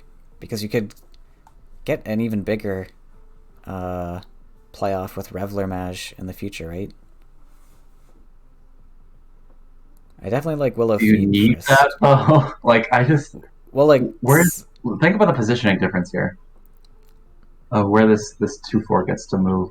yeah, that's true. The Maj does give a pretty huge buff. Like you have Willow feed in hand. Do you really need the Reveler, Salamander, Magi, and then it eventually has to die? Oh my goodness. Oh, okay, that changes things drastically. Wait, does it? We can't actually. I don't think you do it this turn. I think you chill until next turn and then. Yeah, fair enough. We can't. So I don't think we Maj then. I still want to Maj. Looks like he's going for the Salamander. That's so the fine. Salamander Reveler is a lot cheaper. It's 8 Faeria, and then Wait! Reveler. Oh, come on! What? Quick! Okay. Okay, we goofed. This Reveler's just chilling. So yeah, if we had gone for the other line, we'd be 2 Faeria up. Then we collect 5 next turn, plus 1, we can Gary next turn. And we get the clear. Right? I don't know what line we're proposing. Is this the Salamander line instead? Yeah, I wanted to go Reveler plus Salamander instead. And that was 2 Faeria cheaper. We'd have 4 Faeria extra, right? We still play the Reveler this turn anyway. Oh, right. True. Yeah, we'd have 4 Faeria extra. Again? No, we can't play Garrison. Oh! See, now imagine. Issue. Like, imagine if we could play Gary this turn. Okay. We can clear the enemy Gary. Anyway, we're fine. Yeah, it's okay, but it's less exciting. We're gaming. Or we do that. Oh. Don't we kill the Gary first? This is killing the Gary. Every time. Really? Obviously. Yes. Oh, not out. Alright. I thought for sure he was going face. I was excited. Ooh, collect, please. No, disagree. No. Okay. I think it's fine either way. You have like 3 creatures. Fair enough. We're ahead. We're ahead. And there's a Majinata inside this 9/1. So yeah.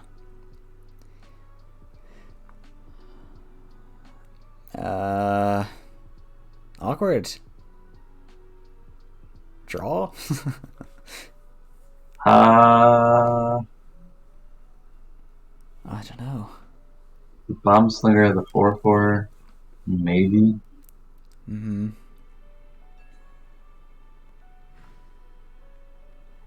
And you can't even step back because the thing's got charge. Yep. There's no escape.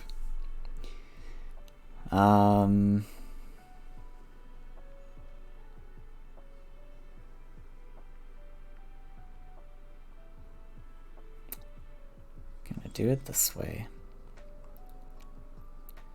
Crackthorn looks cool. +1 Crackthorn. I don't think we have to step back immediately. Oof. Found the buffs. Doesn't get to save the 11-3, but yeah, like I don't. Small potatoes. I think Swordfish could have hit face. I guess we can collect same. It could have hit face, or we can just keep winning forever. Yeah, we can keep winning It's forever. the red list with our green list. Fair enough.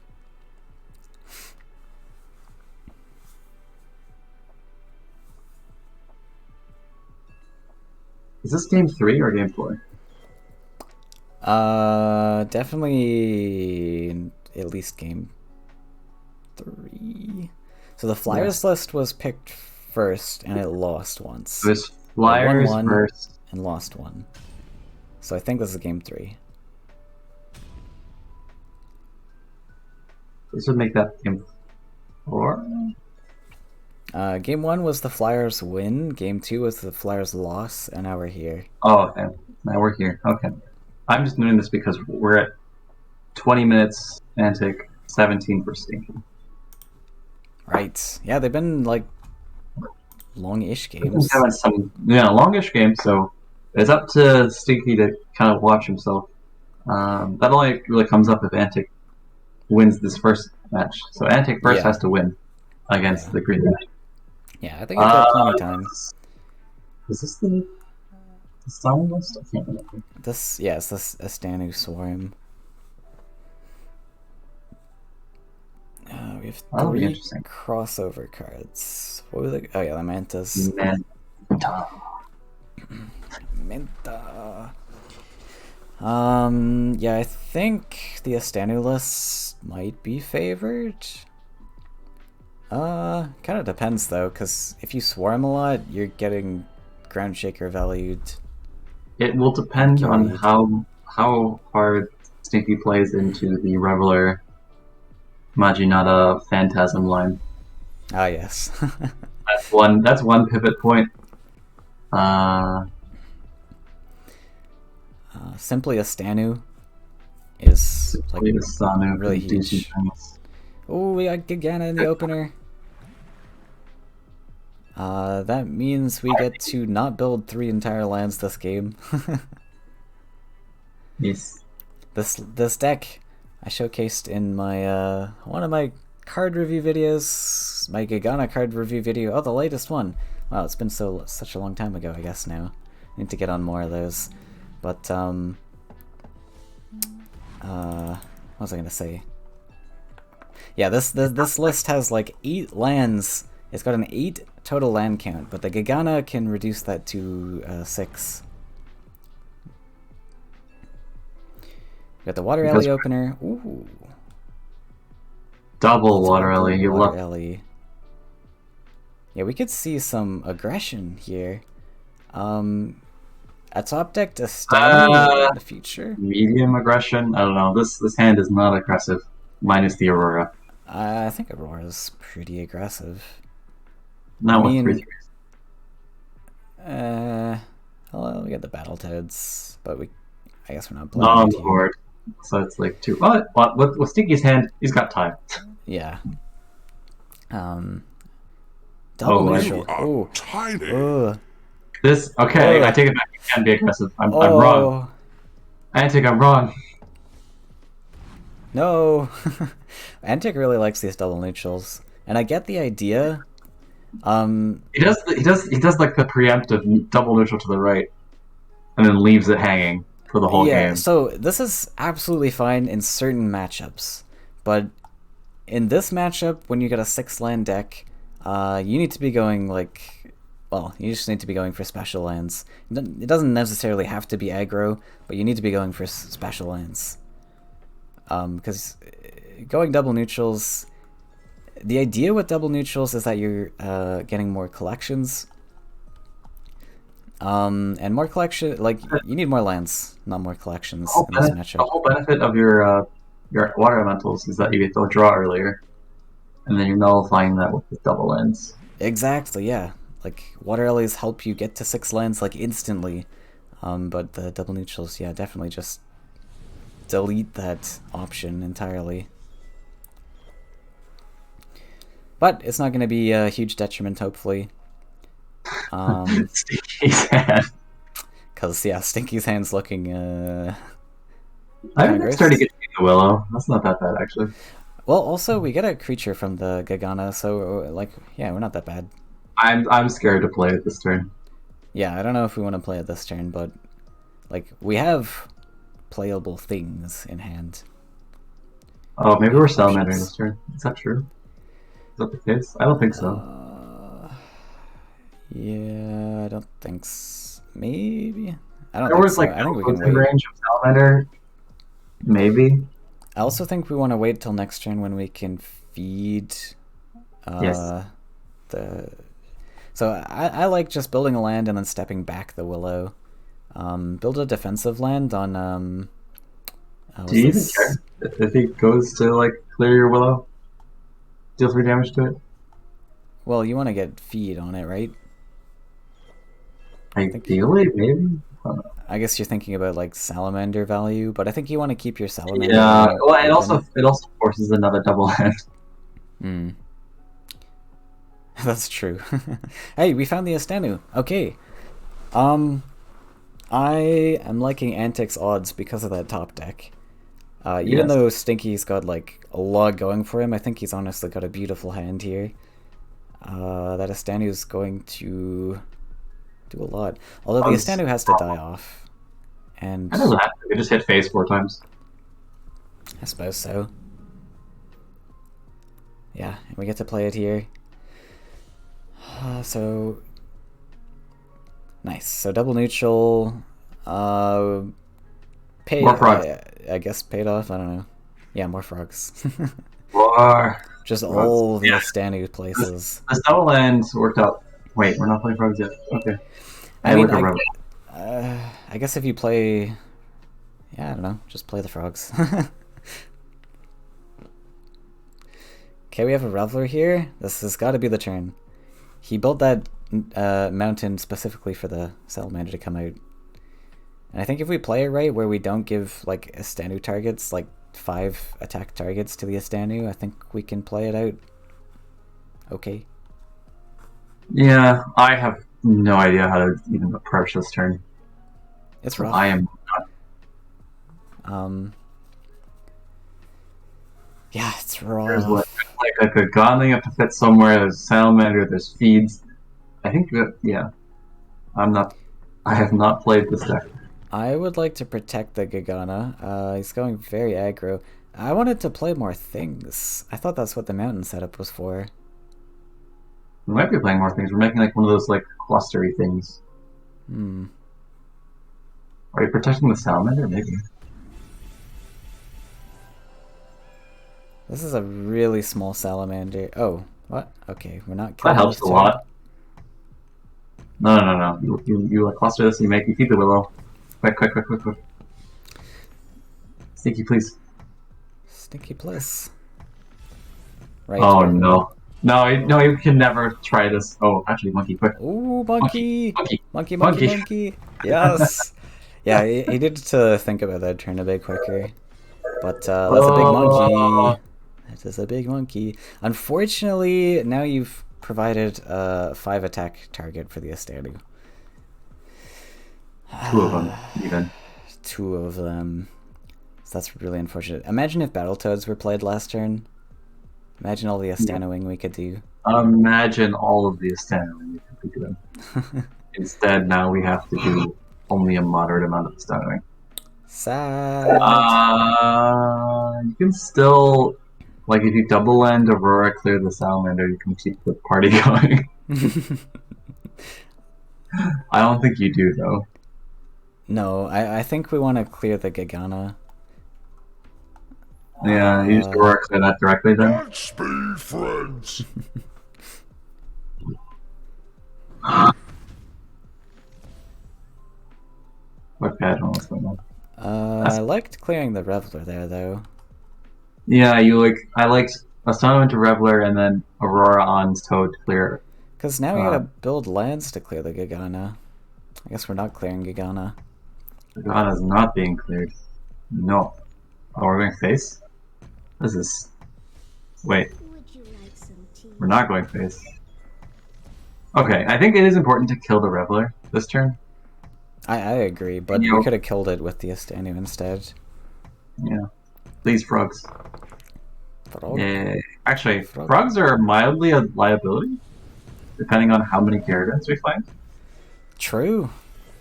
Mildly. Yeah, I didn't consider the Gary. That would be kind of big. You have to snap play the Storyteller this turn, right? Like, yeah, you need to like spend your like 50 billion Faeria. Yeah. Probably need to play this quick because we're gonna have a lot of drawing. We're gonna have a lot of animations to get through. Okay. I think Stinky's a little bit overwhelmed. Okay, he is doing something. So how do we manage?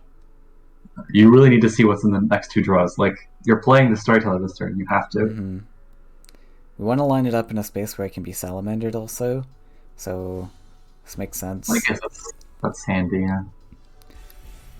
Okay, yeah, Wood Ellie for extra buffs. Oh, not getting the extra buffs? We're not clustering anymore. I'm sad. This Crackthorn, I don't think does anything. Yeah, I like just the salamander. What are we feeding? Don't tell me it's the monkey. Not the monkey. Okay, not the monkey. Doing that. Honestly, salamander aggressive, kill off these toads. Actually, though, that would have been insane. That would have. Wait, what happened? Why was? Oh no. That monkey was active? I had no idea. Yeah, I mean. I guess he wanted to buff the Ariana, the Gagana, whatever. But yeah, I have. You stopped the collection for a turn, I guess. I really liked the salamander aggro. Yeah, that clears off like 2 frogs.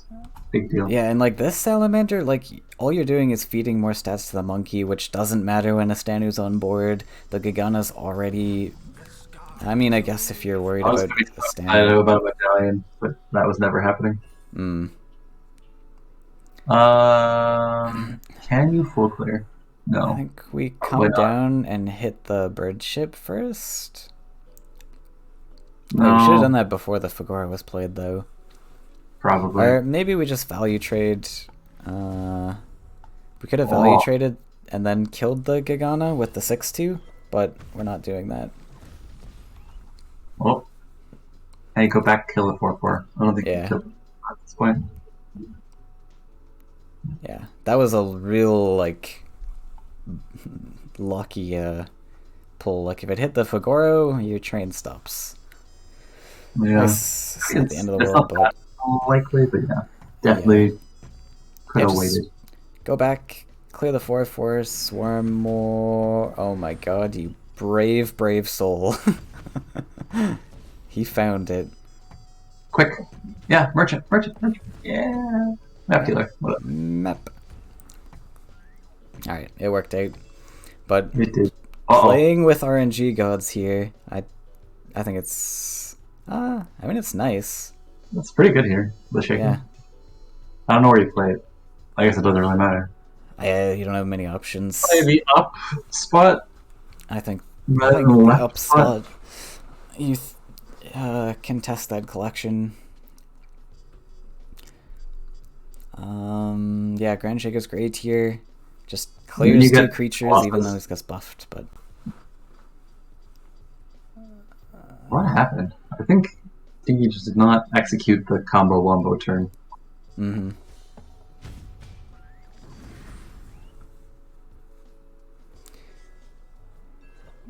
Yeah, and we missed some Colossus a bunch. Yeah, we missed some free toads also. I don't even know if you Colossus. I think the Astanu is like really good against this list. Well, you could go for 1 Manta, hit into the Ground Shaker, and then Colossus, I guess. What if I +1 Colossus hit him in the face? Oh, right. Yeah, just do that. Stinky no longer has speed plans. Yeah, there's no way of getting that. He's on 0 Faeria, so there's probably no way of Salamander getting big buffs. You're on, what, maximum 5? So there's no way you can Salamander or Crackthorn. Yeah, I like the face line. Going back to collect is also fine. Yeah. It's probably reasonable and safe.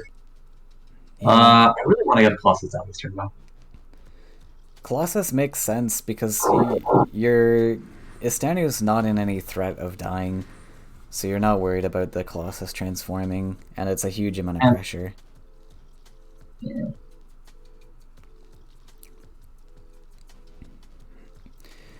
Okay, time to build feed lines. Yes. We've run out of Gagana. We must now feed manually.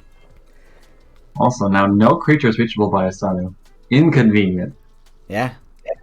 It's pretty good. What do we pick with this? I have guidance? no idea. I guess as guidance, we want to spend our Faeria on Colossus. Yeah, I guess that makes sense.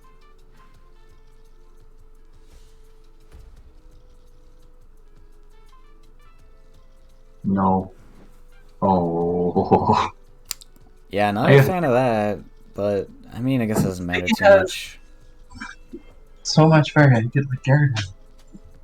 Yeah, he really could. Yeah, I'm really not a fan of that. That was an insta loss to Gary.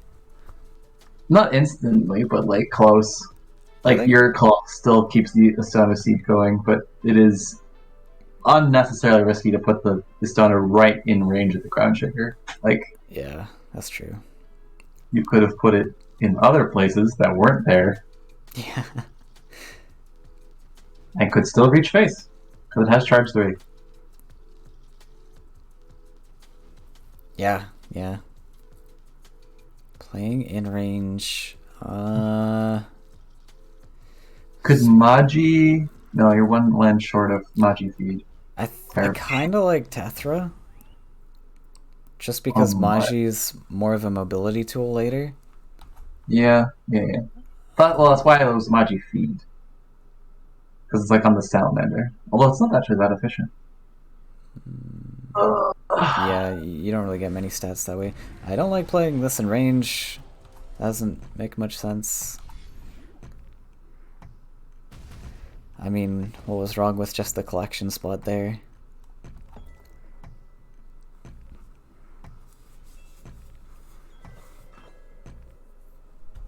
Okay.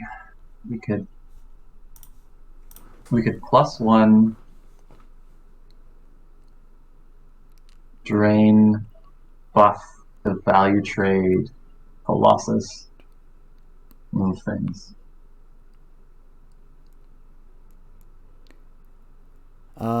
Can we even get a full clear? I don't think we can reach the. I guess barter doesn't. Yeah, there's nothing for barter. Because we can soul drain. Yeah, can't really full clear. We can clear the relevant stuff. Right. Yeah, we don't have any swarm creatures left. Also. Yeah, that works. And then Colossus.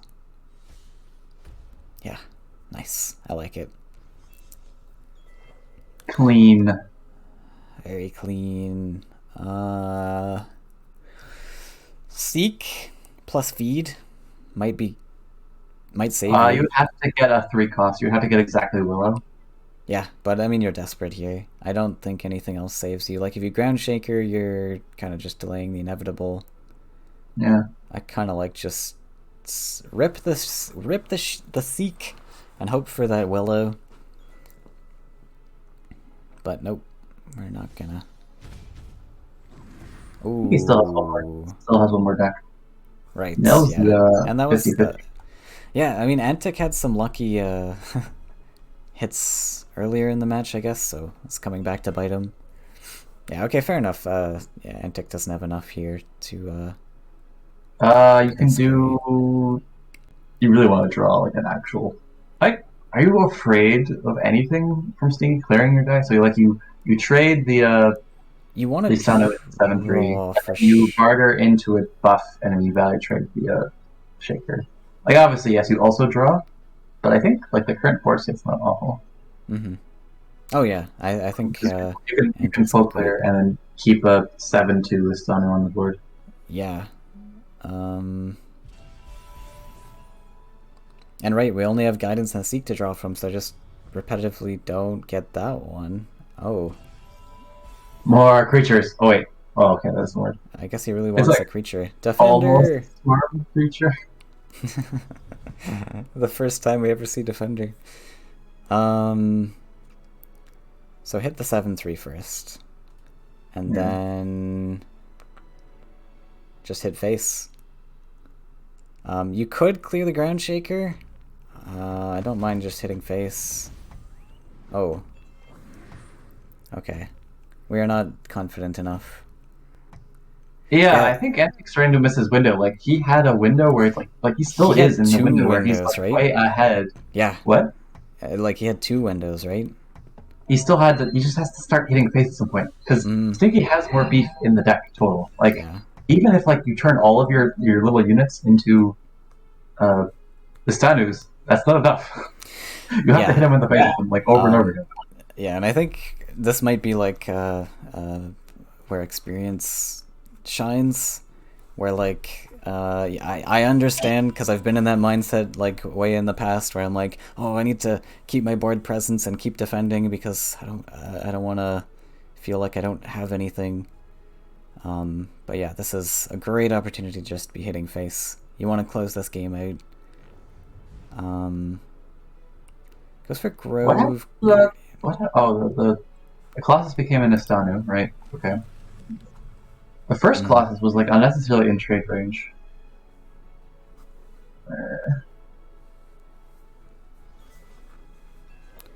Yeah. Map. Hey, we might get to treasure this game. Yeah. And now we play Now we can passive. Oh, we could. clear the Yeah. shaker with the guidance. Yeah, I like the clear. Because then we can step back, collect with the 1/2, 1/5 anyways. Nice. We will attempt to keep the lead. It's just going to be a slower grind than was necessary. I mean, on the other hand, if Antic draws this game out, he's going to eat into Stinky Bad Boy's time bank, which is actually something to consider.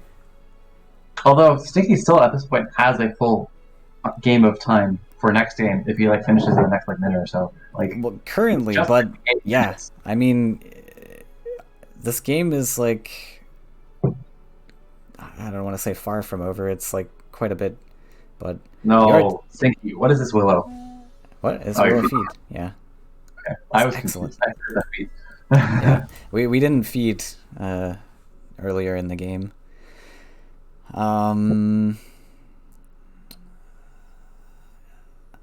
Yeah, somehow that is not helping us come back on board.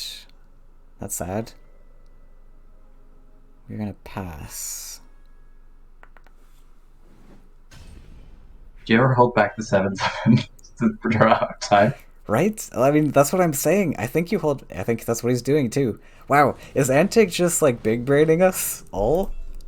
Eating into the time bank instead of putting on the gas. He had the big brain play all along of eating up time bank. I can't believe it. Does this Keratin do anything? There's frogs. It really does. I mean, I guess we have a humbling vision in hand. We do. So I think Antic's feeling safe there. But it looks like the best option for Stinky. Just based on his information. Whoosh. A 1/2 getting transformed. And we can even humble value trade with the 3/1. Not value trade, but clear that 3/1. Yeah, just hold. I really want to see that Colossus be held because he doesn't need to play it. He can draw this game out further, but it needs to be. I mean, yeah, play fast. Might as well save yourself some time bank just in case. I don't think it'll matter, but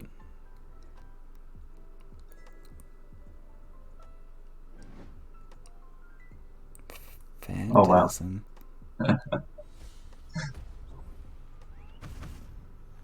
Wow. Got the lucky pick. And yeah, he's gonna slow this game down. We don't have lethal. I wonder if No, Stinky's gonna surrender. still got a chance, Stinky. Oh my god. Man, Stinky's got 6 minutes left. 6.5. We're on go. Yeah. We'll call it 7. Wow. That is impressive, Antic. I am impressed. We don't know how intentional all this is. Maybe like I think it's intentional. I'm just gonna say it's intentional. For the viewing experience. Okay. 7-7. We got a 7-7.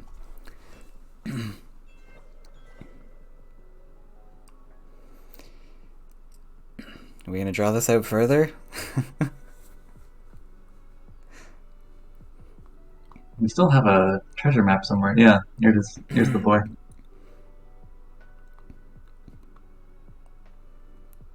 This should be aggressive. Yeah. Oh no. I mean, so Stinky has played what, 2 or 3 feeds? I think all of these because we stopped seeing them in the barters.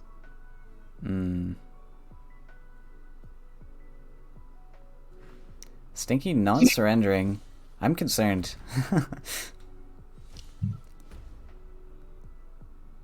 Is that a surrender? No?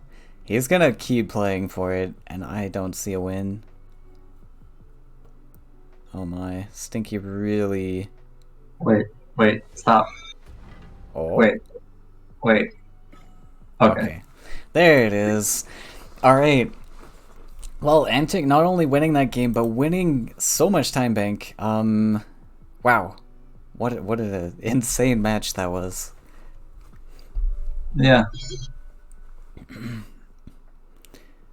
Okay, now we got blue jump. Wow. Wow. What a series. What a series indeed. I'm glad that folks, I casted this one. don't try this at home. Don't try this at home. Hey. Explicit Yeah. content here. Dangerous strategies, only to be done by professionals. I really need to remember to put like a scores up on screen, I think, but oh well. Yes. Alright, this is match point for the finals of this open tournament. Stinky with just under 6 minutes on his time bank, Antic with a healthy 9 minutes. I mean, Stinky can play this pretty fast. Like, blue jump is pretty easy. Patent Blue Aurora just needs a starter creature. We'll see if he gets tricked into one of those collecting phantasms. Yeah, Aurora might be a big swing turn, but we don't have any creatures currently. There he is. There's a creature. Problem fixed. Problem solved. We'll see if we get a Sunken Tower placed somewhere this turn. Either to reposition the guy early or to bully the 3/3. Yeah, I think we're gonna do that. Plays a little bit into Sunken Tower, but I don't think we have seen one of those from Antic. This looks like a blue mirror all of a sudden. Handle on Antic's list at this point. Yeah. Yeah, I think it's really lucky that Stinky's last list here is an easy to pilot list. If it was something more complex, he'd be in trouble, but I don't know. I think he'll be fine. At least piloting wise.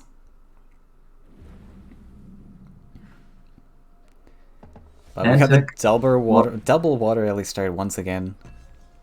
Very solid.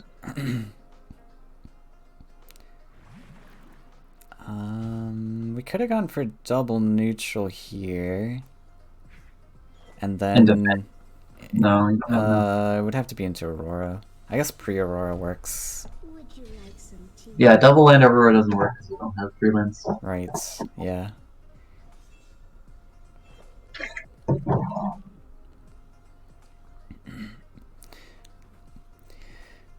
You can barter into Humbling, though. If Stinky is running it. I would Which he might be. I would imagine. Like, Humbling is such a good card. How about Frogfire? I mean, he could just grab a Frogify as well. It works the same, and actually Frogify is even better. Yep.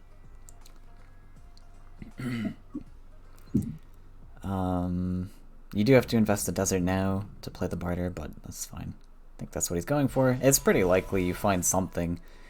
Yeah, I Yep. kind of like Frogify, honestly, over Humbling Vision. You collect once. You go to 3. Yeah. Yeah, we grab the Frogify. Get to keep that 3/3 alive.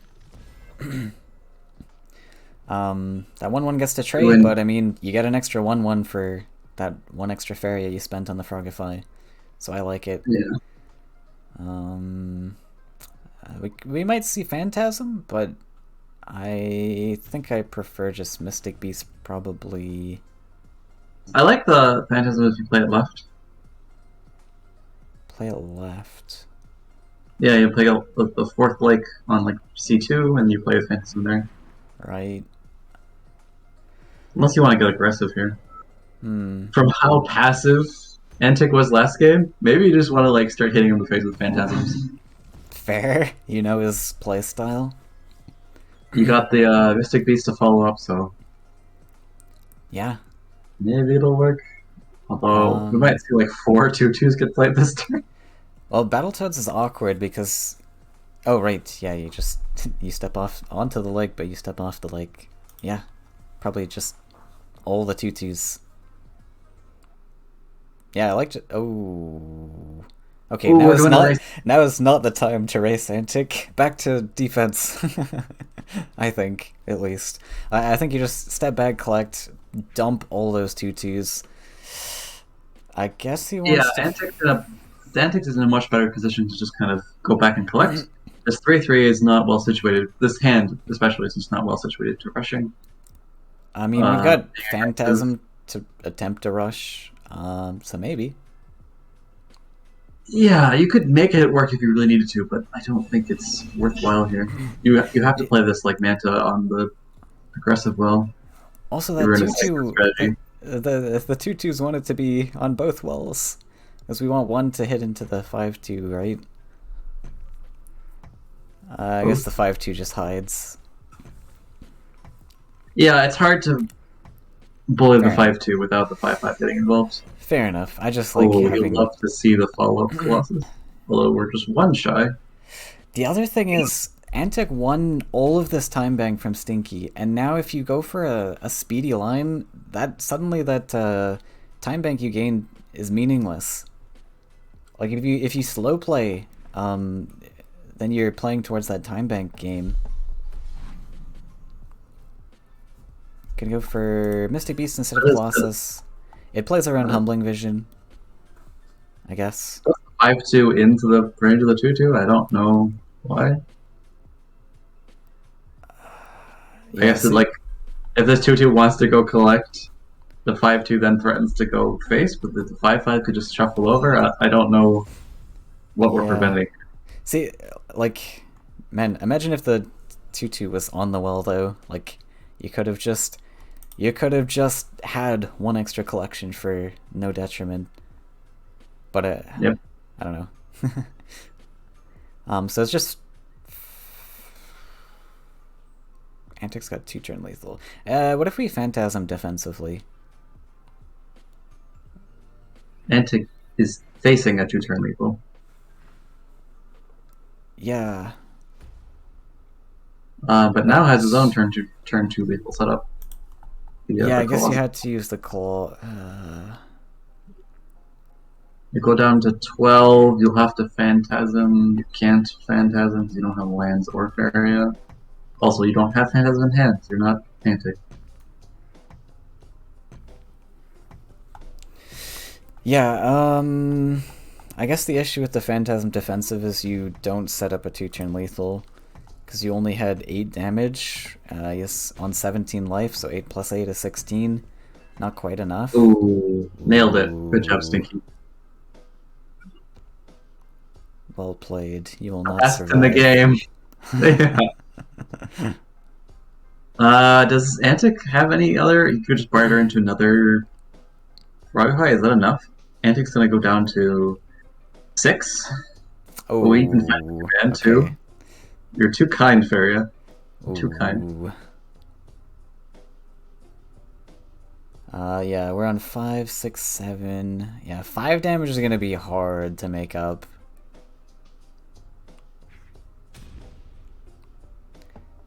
I don't know if Antic has...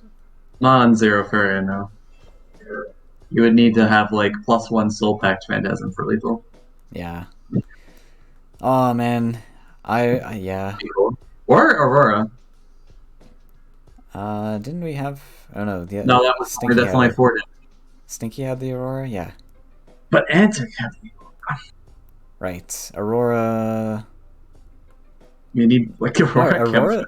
Yeah, Aurora's not even enough. You need 1 more damage. Oh, man. Yeah, I think if Antic just went defensively, I think we should have swapped those 2 gameplays. Last game be more aggressive, I think this the game... Colossus almost works.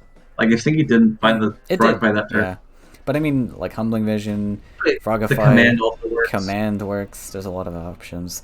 But there we go. Stinky claiming the title for number 1. Very well fought by Antic. I honestly, whether it was intentional or not, I think Antic had a great heads-up play by playing for time, but he didn't follow up with that same strategy in this match, unfortunately. But maybe he'll watch it back and maybe he didn't even realize the time bank issue, and maybe he'll see that. But well played by both players, well played by everyone this tournament. It's been a lot of excitement, a lot of new cards being played. Very fun to watch. Lots of long series with full 5 matches. Good stuff. Well, thanks for watching, everyone. Hope you enjoyed as much as we did, and thank you, Summer, for casting with me this time. Oh, anytime. Thank you for giving me a reason to wake up. That sounds a little sad, but yeah. Oh, okay. I could have slept an additional like 3 hours. Yeah. You know. Yeah. I wake up and I'm like, sorry, give me something exciting to wake up for in the morning. Or we'll phrase it in a more optimistic. There we go. Yeah, that's the wording. All right. Take care, everyone, and have a good rest of your days.